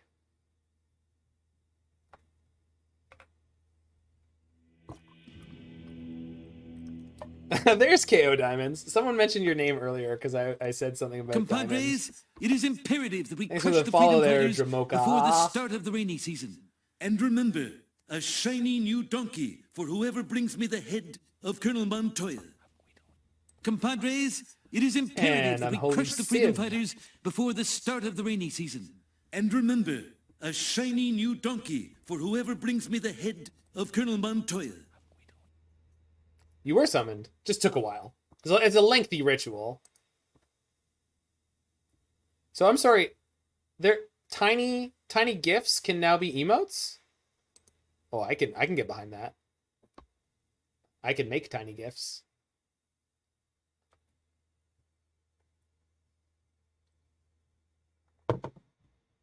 All right. Expect animated gifs on this channel, animated emotes on this channel within the week. At least 1 or 2. Homer fading into the bushes is happening. Calling it now.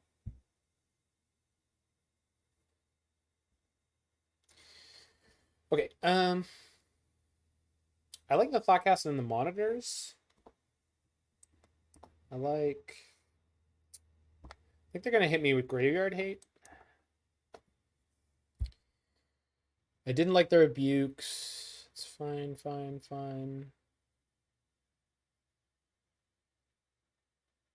What, the Pitting Needle?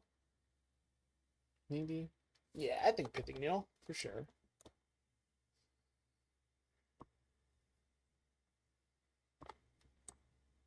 I'll keep that for Asmora. Take out 1 Thought Monitor because they're playing Pox and they could knock me down enough mana sources that I'm in trouble.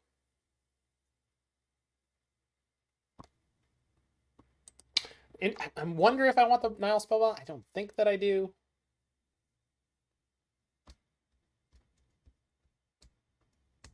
I think the one from yesterday was the same, Hong. I believe the one from yesterday was similar. The one that made top 8. I think it was in 4th or 3rd. It was initially mislabeled as being a blue-red Asmora Urza deck, but it wasn't. Last hand is great. Just needs Asmora. So now that I know they're on smallpox, we need to be a little bit careful about how I sequence out creatures and early game value stuff. But I mean, you don't throw this hand back, I don't think. So like, here's a perfect example. I can play Asmora this turn, but with nothing else in play, I don't know that I want to, because if I get poxed, I get 3 for X'd. So I think what I'd rather do is play the least valuable card in my hand, play a Shadowspear, which is unaffected, play a Bauble that's unaffected.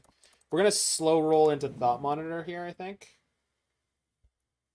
Monkey isn't great in the shell. You don't have many ways to clear the way. Well, I mean, I don't know. It's an interesting question.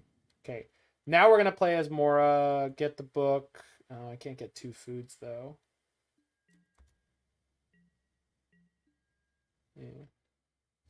We'll crack the Bauble because I'm trying to draw Fatal Push or Bone Shards. Anything. I did try the version that won today already. If you go back in the stream, you'll be able to check that out. So there'll be a VOD up tonight, and I'll also be posting it to my YouTube within the next couple days. Okay, so Asmora, Cookbook, Food, Mox Amber, Shadowspear. Okay, we'll start by cycling this. I have to. Shoot. So 1, 2, 3, 4. 1, 2, 3, 4. I can't do it all. Okay, so Caldra's coming down. There's nothing I can do about it.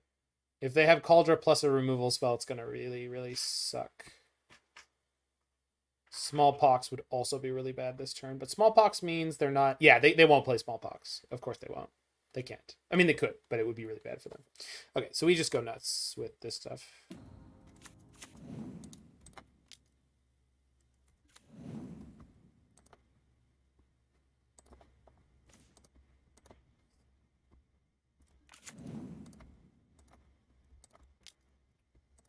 Next turn we have Thought Monitor. Basically, no matter what happens.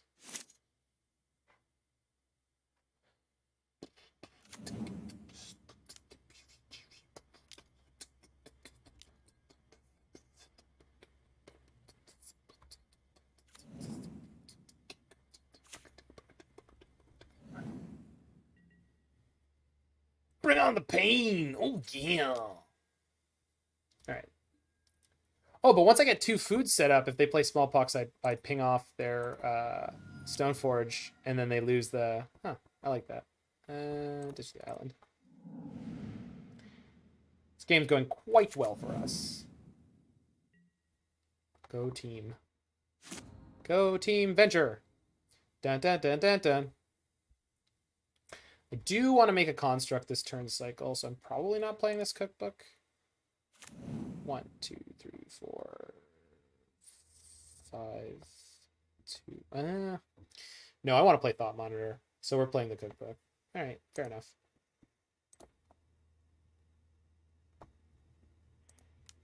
Big construct plus Shadowspear equipped plus Asmo equals much life because you have it shoot itself with lifelink. That's cool. That's very cool. One.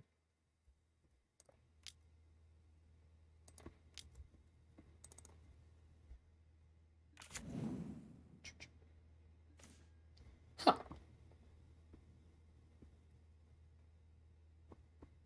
Look at this draw that I care about. Not much.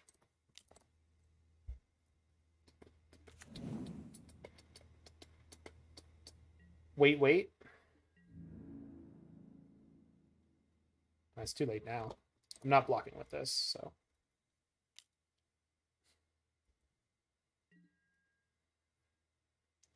Oh, the Shadowspear construct thing? I mean, who knows? We might end up doing it in this game right here. Construct's certainly going to be big enough to survive it. It's crazy, but like if it works, it's gas. It's awesome. Because you can't kill Kaldra. Kaldra is unkillable. They're going to get Maul the Skyclaves here. Yes, Kaldra is indestructible. Kill a Stoneforge. Oh, shit. Yeah, sorry, I was talking and not paying attention. What did they get? Sword of Hearth and Home. Let's kill this now, I guess. I missed the correct window. No, I was going to, but they put Sword of Hearth and Home in their hand, and I don't want them dropping that in and then equipping it if they have the next land drop. So we have to do it now. Yes, it was a punt. Yes, I should have denied them the whole thing, but it's all good. Pay 1 and Kaldra's... What? Holy crap. I remember the hexproof part. Didn't remember that part. Thanks, chat. Everyone's being rock stars today. I am a big fan of all of you.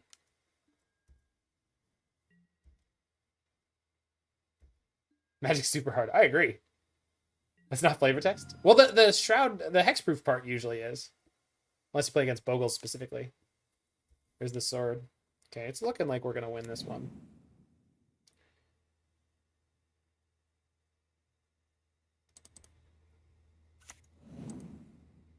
What's the hardest part of Magic? I would say, like, keeping all of the different knowledge at the same time. So I think I'm still into making a construct here. So we make the construct. But I can still activate Shadowspear this turn. Oh. They scooped. No, so what happens is that it just dies. So you'll remove its indestructibility. You hit it it hits itself for 6 and then it just dies. Yeah, that's true, Freed. Yeah, it almost didn't matter what I did at that point. All right. So the only loss was... Oh, yeah, the horrible games against Lurus Monkey. Yeah, they just sacked us. Yeah. Thanks for the follow there. Untap Upkeep. And I'm MTG. Or LMMTG, not sure.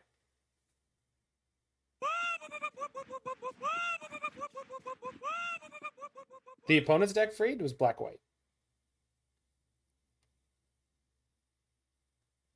And I already own a Shadowspear. I have an Embercleave I want to sell. Do I want to sell my Embercleave? Yeah, I think so. I don't think I'm ever playing Embercleave in Modern or Legacy. Oh, the Lurus Monkey one is Grixis. Grixis Lurus Monkey. It was full on Grixis. It was GDS with Monkey and Lurus. Sorry. Are there many cards as death scoops too? Stony Silence and Karn are not fun. Chalice on 0 is really brutal. I'm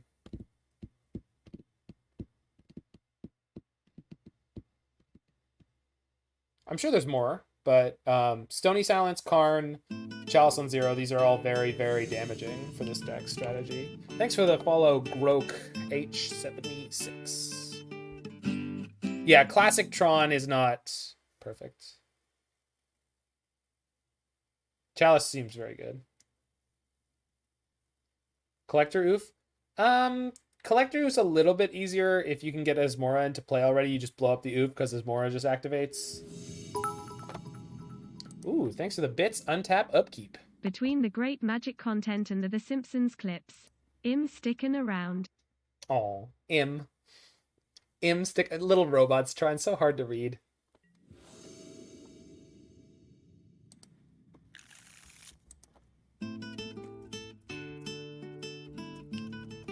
Thanks for the follow there, Destroy Target Land. Or Stone Rain, as I want to call you. How good is this hand? Really good? Quite good? Quite good. Quite good's good enough. Ah, Lantern. I see. I see. Thanks for the bits there, Z Magnus. I think you needed to donate more bits than that. I want to say it's more than 300, but I don't remember what integer I sent it to. Set it to. I did set a minimum. Sorry, I'm sorry. I didn't know people were gonna do that. Leyline with Ketria Triumph. Now I don't know what's happening. Assuming I'm gonna see a lightning bolt here, but it might. No, I don't think it will. I'm sorry. Yeah. There's no. I don't have like conditions on like posted anywhere, so that's on me. I don't know how to. What do I want to say? I don't know how to get you your bits back, but if that's a problem for you, I will do what I can to get that done.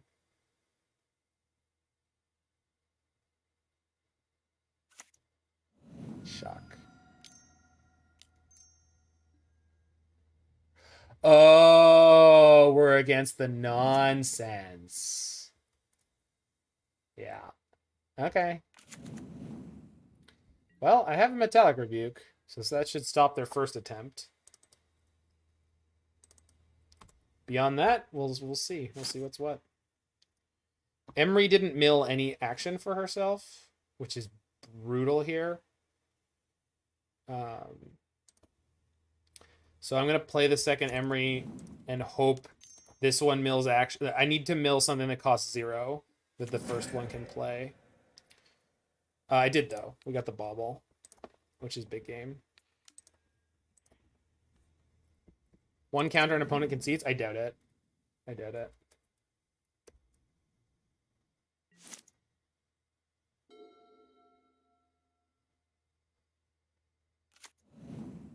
Okay, no Cascade this turn.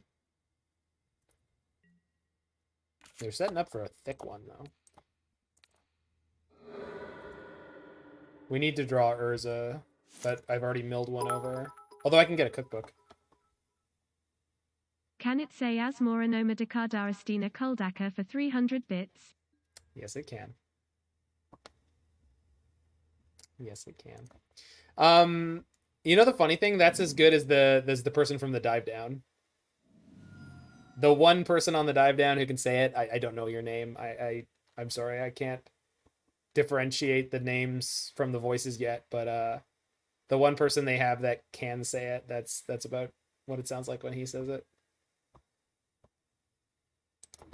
Because if you're gonna have someone on your podcast who can say the name Asmoranomardicadaistinaculdacar, it should sing, you know. You should be able to jam that sucker out. The bot was pretty good. The bot was almost better.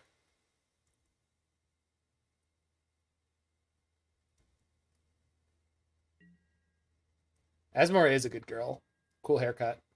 Good bot head. It is good. And thank you for the bits again. All right, here we go. Yep.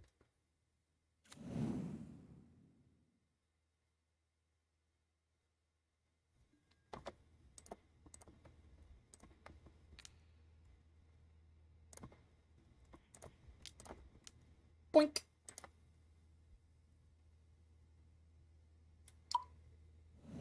Right on the nose.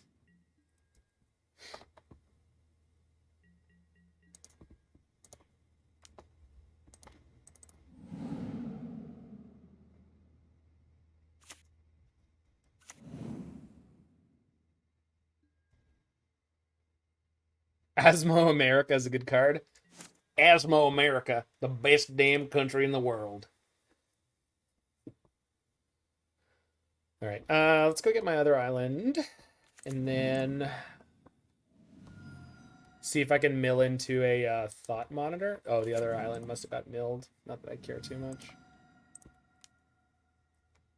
All I do all day is draw Emry. What do we got? Nope, just more ball. It's just baubles all the way down. Okay. Just baubles all the way down. Asmoranomardicadaistinaculdacar, hell yeah.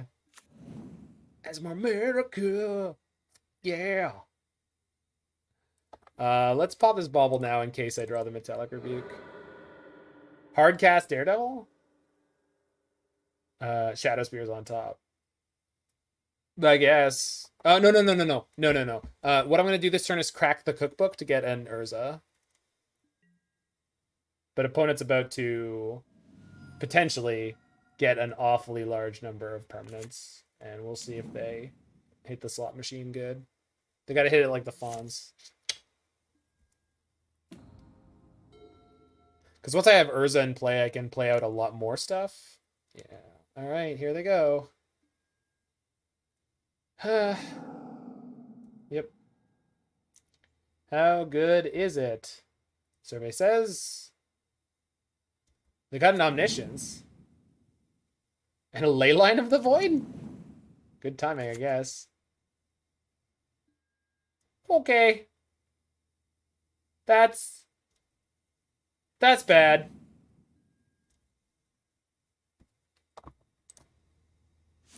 And it goes into exile. It's gonna be hard to beat. Thanks. Yeah, it is. No, that's gonna be hard to beat. I mean, we just had a bad hand against what they were doing, right? They had the second glimpse, or the second way to cast the glimpse.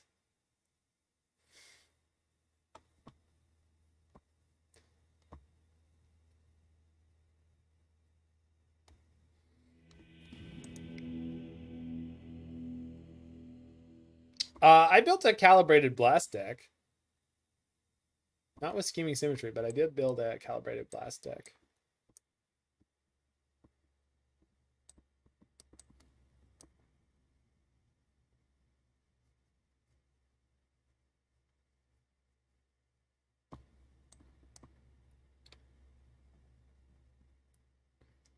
Yeah.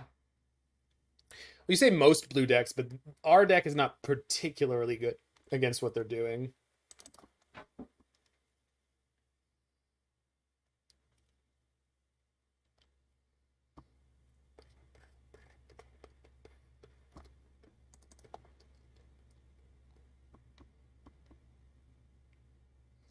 They banned Tybalt's Trickery, then made a card that's better. Well, no, because Trickery is much more castable.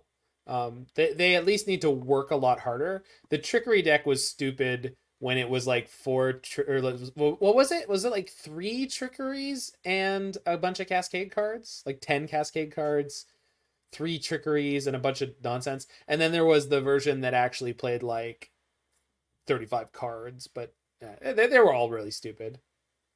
All the versions of those decks were really stupid. Let's go with Op Monitor out. No, yeah. I almost want to board out an Asmora. What kind of decks do you board in Thoughtseize for? Combo. But they have Leyline of the Sanctity. Leyline of Sanctity. So I don't think it's worth it. I don't think it's worth it. Maybe it is. No, I need the cook. Well,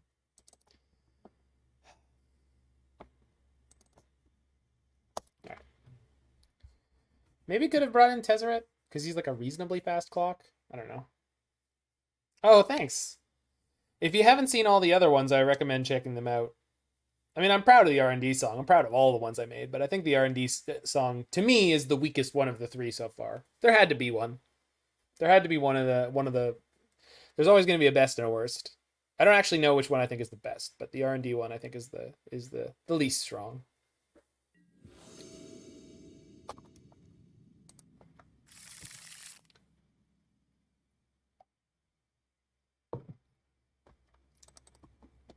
Yeah, Asmora can actually kill Emrakul, by the way, if you have enough food.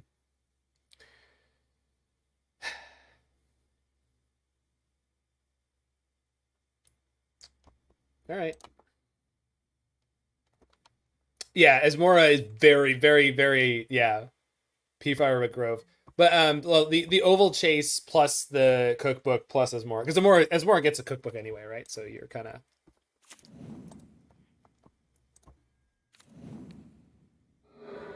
Gust on top? I would like that. Thank you.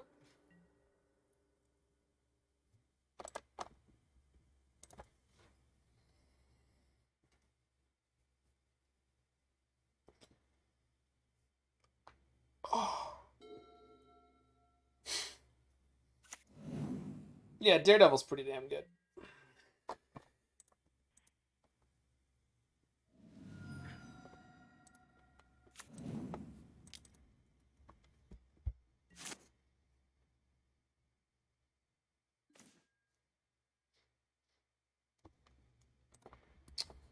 Good, good, good.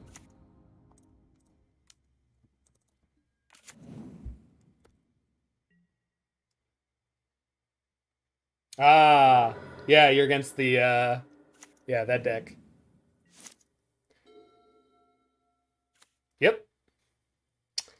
Yep, they're gonna make some game objects. Foundation Breaker. Gosh, that's rude. Fair enough, though. Oh, no!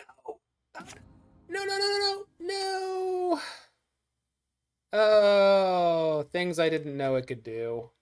I mean, it's not the end of the world, but that's so gross.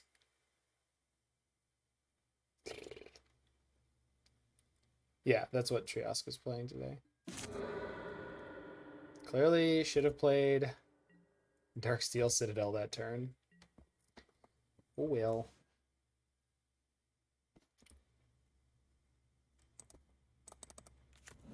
Slow and steady.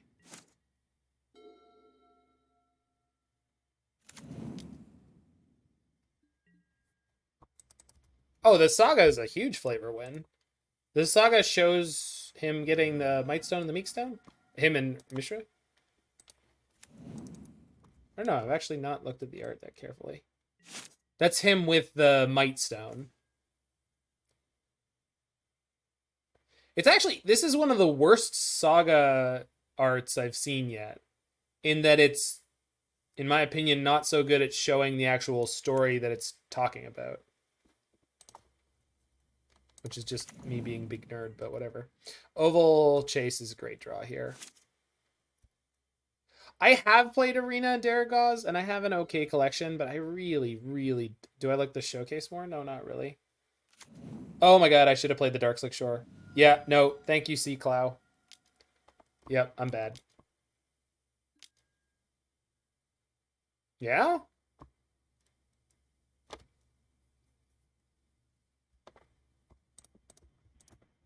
I don't know, I mean, I'm pretty sure I'm letting that resolve, right? I don't think I want to waste a counter on it.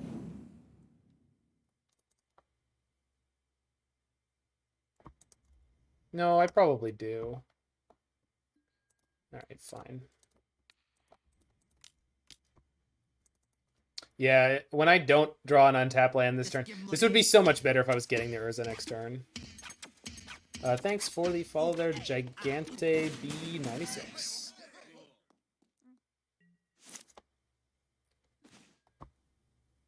Oh, really? Yeah, I can imagine this art has more to it than meets the eye. Just give him one of these. But, like, I know a non-insignificant number of things about the Magic lore and the story of Urza and all that. And it's just not... It just needs to be a little more obvious is my beef. 3 mana right now. Alright. Alright, so next turn is our turn.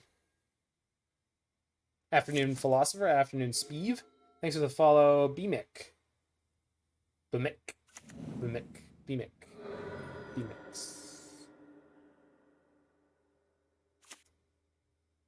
Yeah, Urza was a huge asshole. Hardcast Wave Sifter.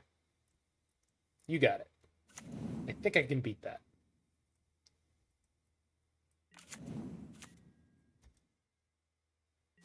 Yeah, Urza is MTG Rick. That is 100% accurate. Yawgmoth is evil Morty.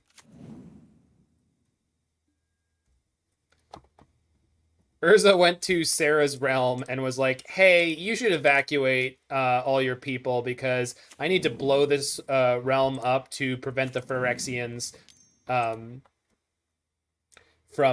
taking over the entire universe.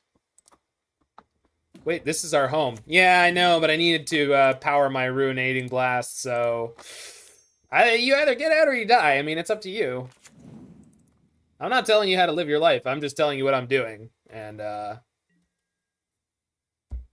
that's on you.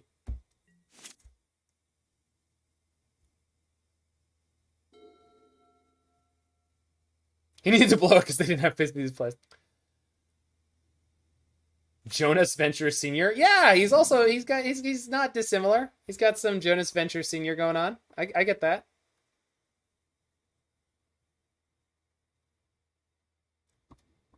Damn, how deep did they have to go that the client's seizing up? 40 cards! I could see most of their deck now. If I wanted to. Which I don't. Away!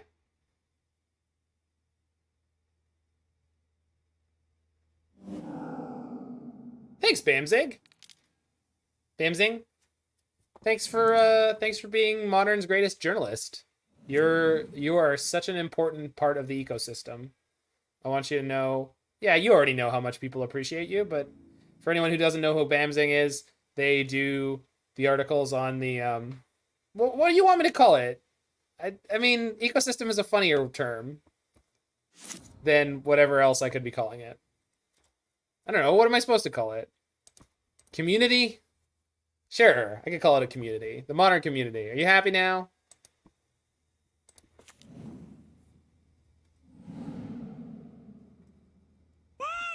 Community is a great TV show.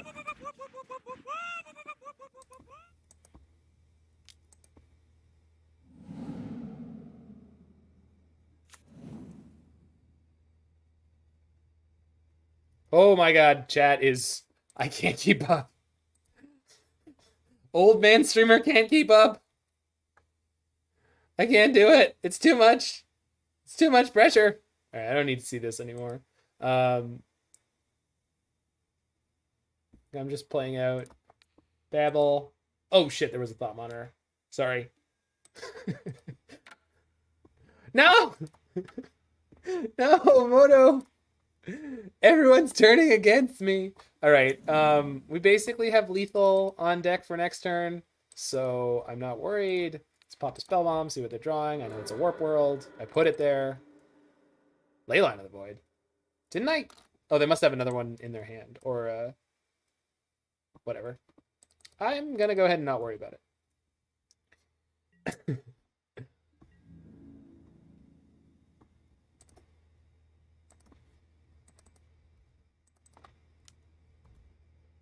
Bamzing equals 6th season in the movie. I like that. Alright. And here was everyone else thinking they were going to get 5 seasons in a movie.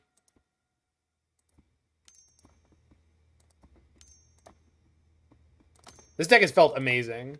Both the blue-red version I played earlier and this blue-black version have felt really good. They're not, like, perfect. I mean, I lost to Etron. You know, Karn is a beating.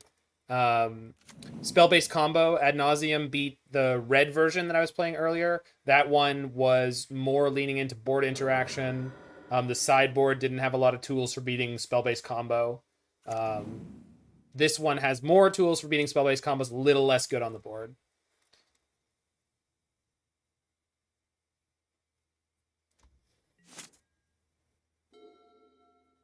Yeah.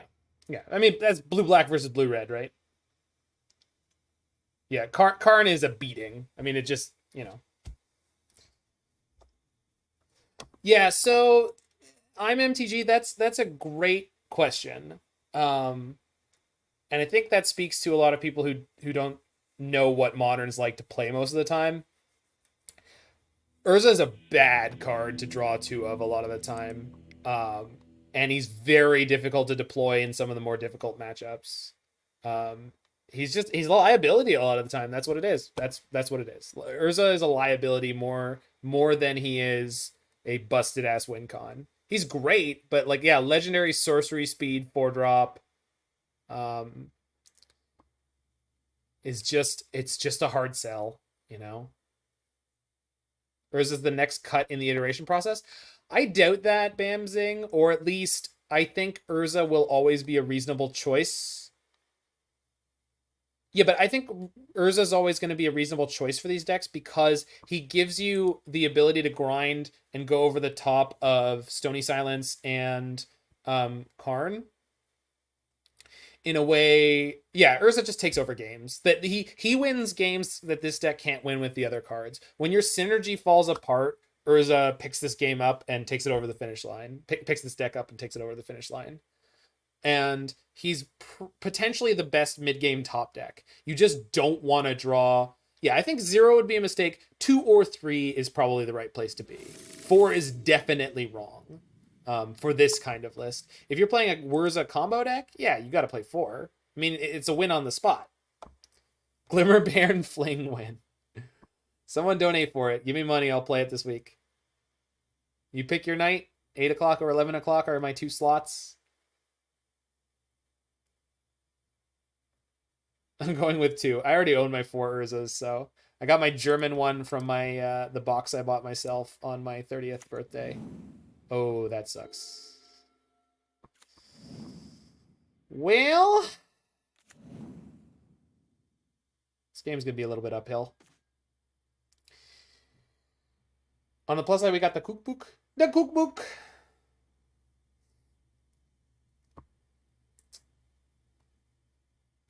Do I want a Saga on 1? No.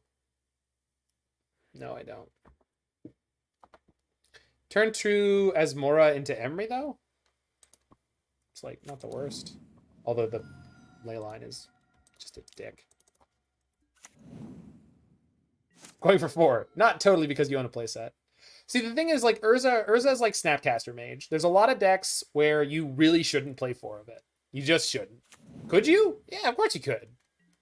But should you? Probably not.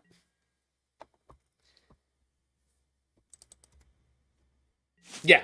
And that's the reason you only need to play 2 is sometimes you mill it over with Emry, right? Which is great. Crap, I can't play Asmora and Emry this turn. Unless I don't play a Saga. So is that worth doing? Yeah, probably. Yeah, probably. Wait, is Emry... No, Emry isn't worth playing at all right now. Or ever in this game. I should have played the Saga here. This was a mistake. I think I'm getting the second cookbook. But I should have played the Saga into the cookbook here. Yeah, this was a mistake. Yeah. Sorry, I was thinking about things that weren't the game. I was thinking about all sorts of different stuff. Thanks for putting up with my garbage plays, y'all.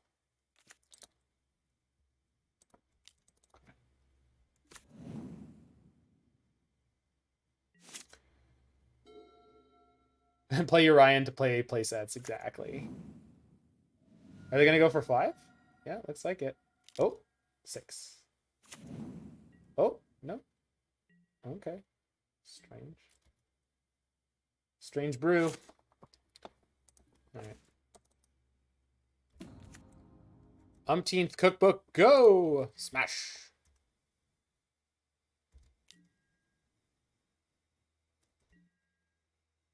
If anyone's curious, I will absolutely pitch one of my cards in my hand to kill a plant token with sacking 2 foods. Thanks for the follow there. I am Hawkfrost.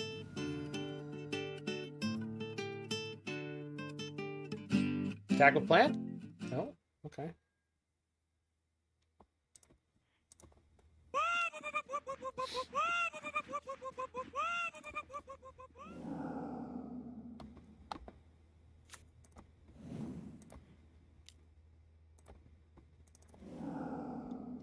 Everyone's going in the oven.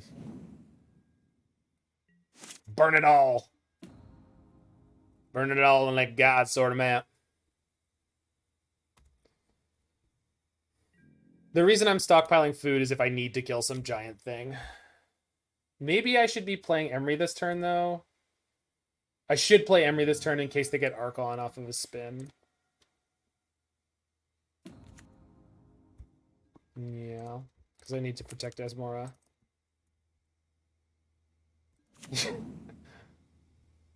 Yes, Blitz, we went over this earlier. This is Sweeney Todd. The demon butcher of Fleet Street. I mean, Barber. I mean, whatever.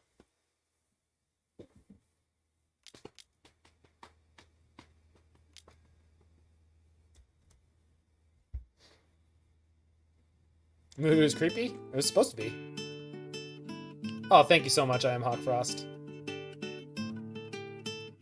Saga was legendary? No. No Sagas are legendary. They were initially, but that got changed in Dominaria development when they figured out that they could do batching with Historic. So Historic means 3 different things. Sagas, which are an enchantment subtype, artifacts, and legendary. So artifacts, which is a type, and legendary, which is a super type. So initially all the Sagas were legendary, and then they changed that.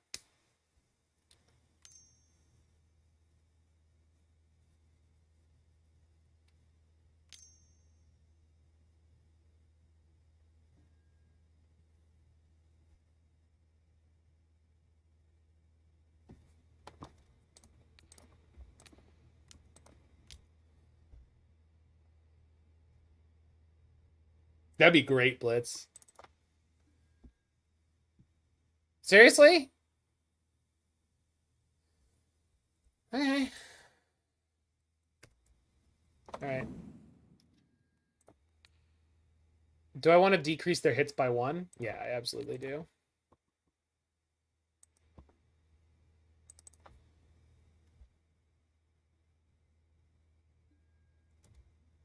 Yep.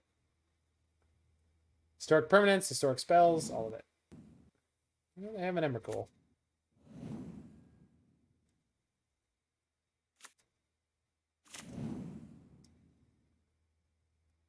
Can fetch blue and go warping again? Jesus, flipping flip. Uh-huh. Well, another 3-2. Where we died to a spell-based combo deck. That's fair. We annihilated all the creature decks. Yeah, I don't like our odds anymore either. That's okay. That's okay. No problem. Sometimes you're going to lose to nonsense garbage, and there's nothing wrong with that.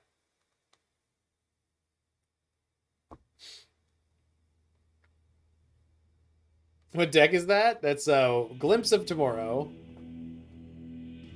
Glimpse of Tomorrow Nonsense Vomit. It's the new Tybalt's Trickery.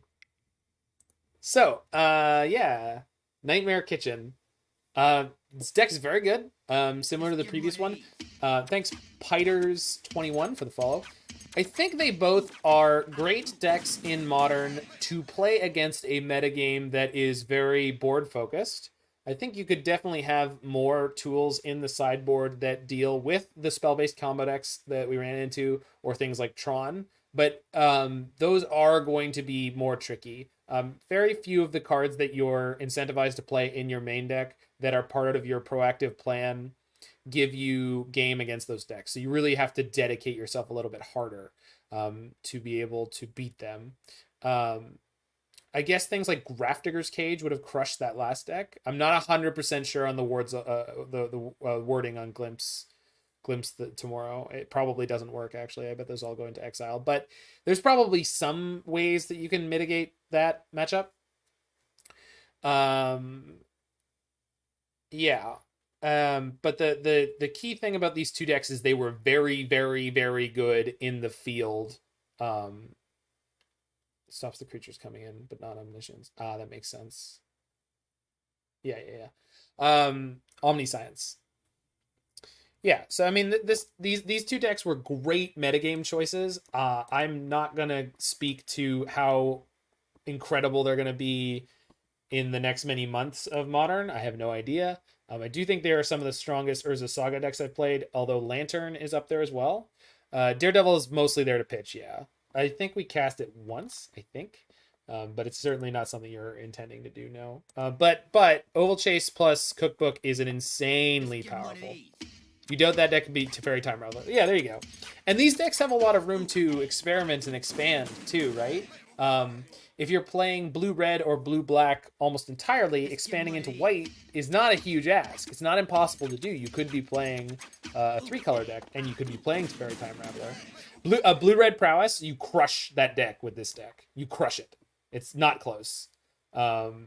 We played against it twice in the previous league on the blue-red version, and we annihilated them. Asmoranomardicadaistinaculdacar is the reason, I'm pretty sure, right now that there is less Is It Blitz in the format overall. It just lines up amazingly well. It gives you life gain so that you don't lose it in long games. As soon as you play Asmora, if you've lined up your stuff correctly all along the way, you just kill their entire board of creatures. So that's really easy. Is it won the challenge today, though? I mean, that may be the case. I would have to look at all the individual matchups they ran into. I'd have to look at their sideboard. I'd have to look at the like, Skred won a GP, right? Does that mean Skred is the best deck on that day? Maybe. Maybe they just got all their good matchups. Question in regards to your sideboard choice in yesterday's run. Okay, just 1 second. All that out of the way. Thank you, people in the future, for watching this on YouTube. And if you are watching it on YouTube, make sure you hit that like button, smash that subscribe button, check out any of my other videos you're interested in, and I will see you on those.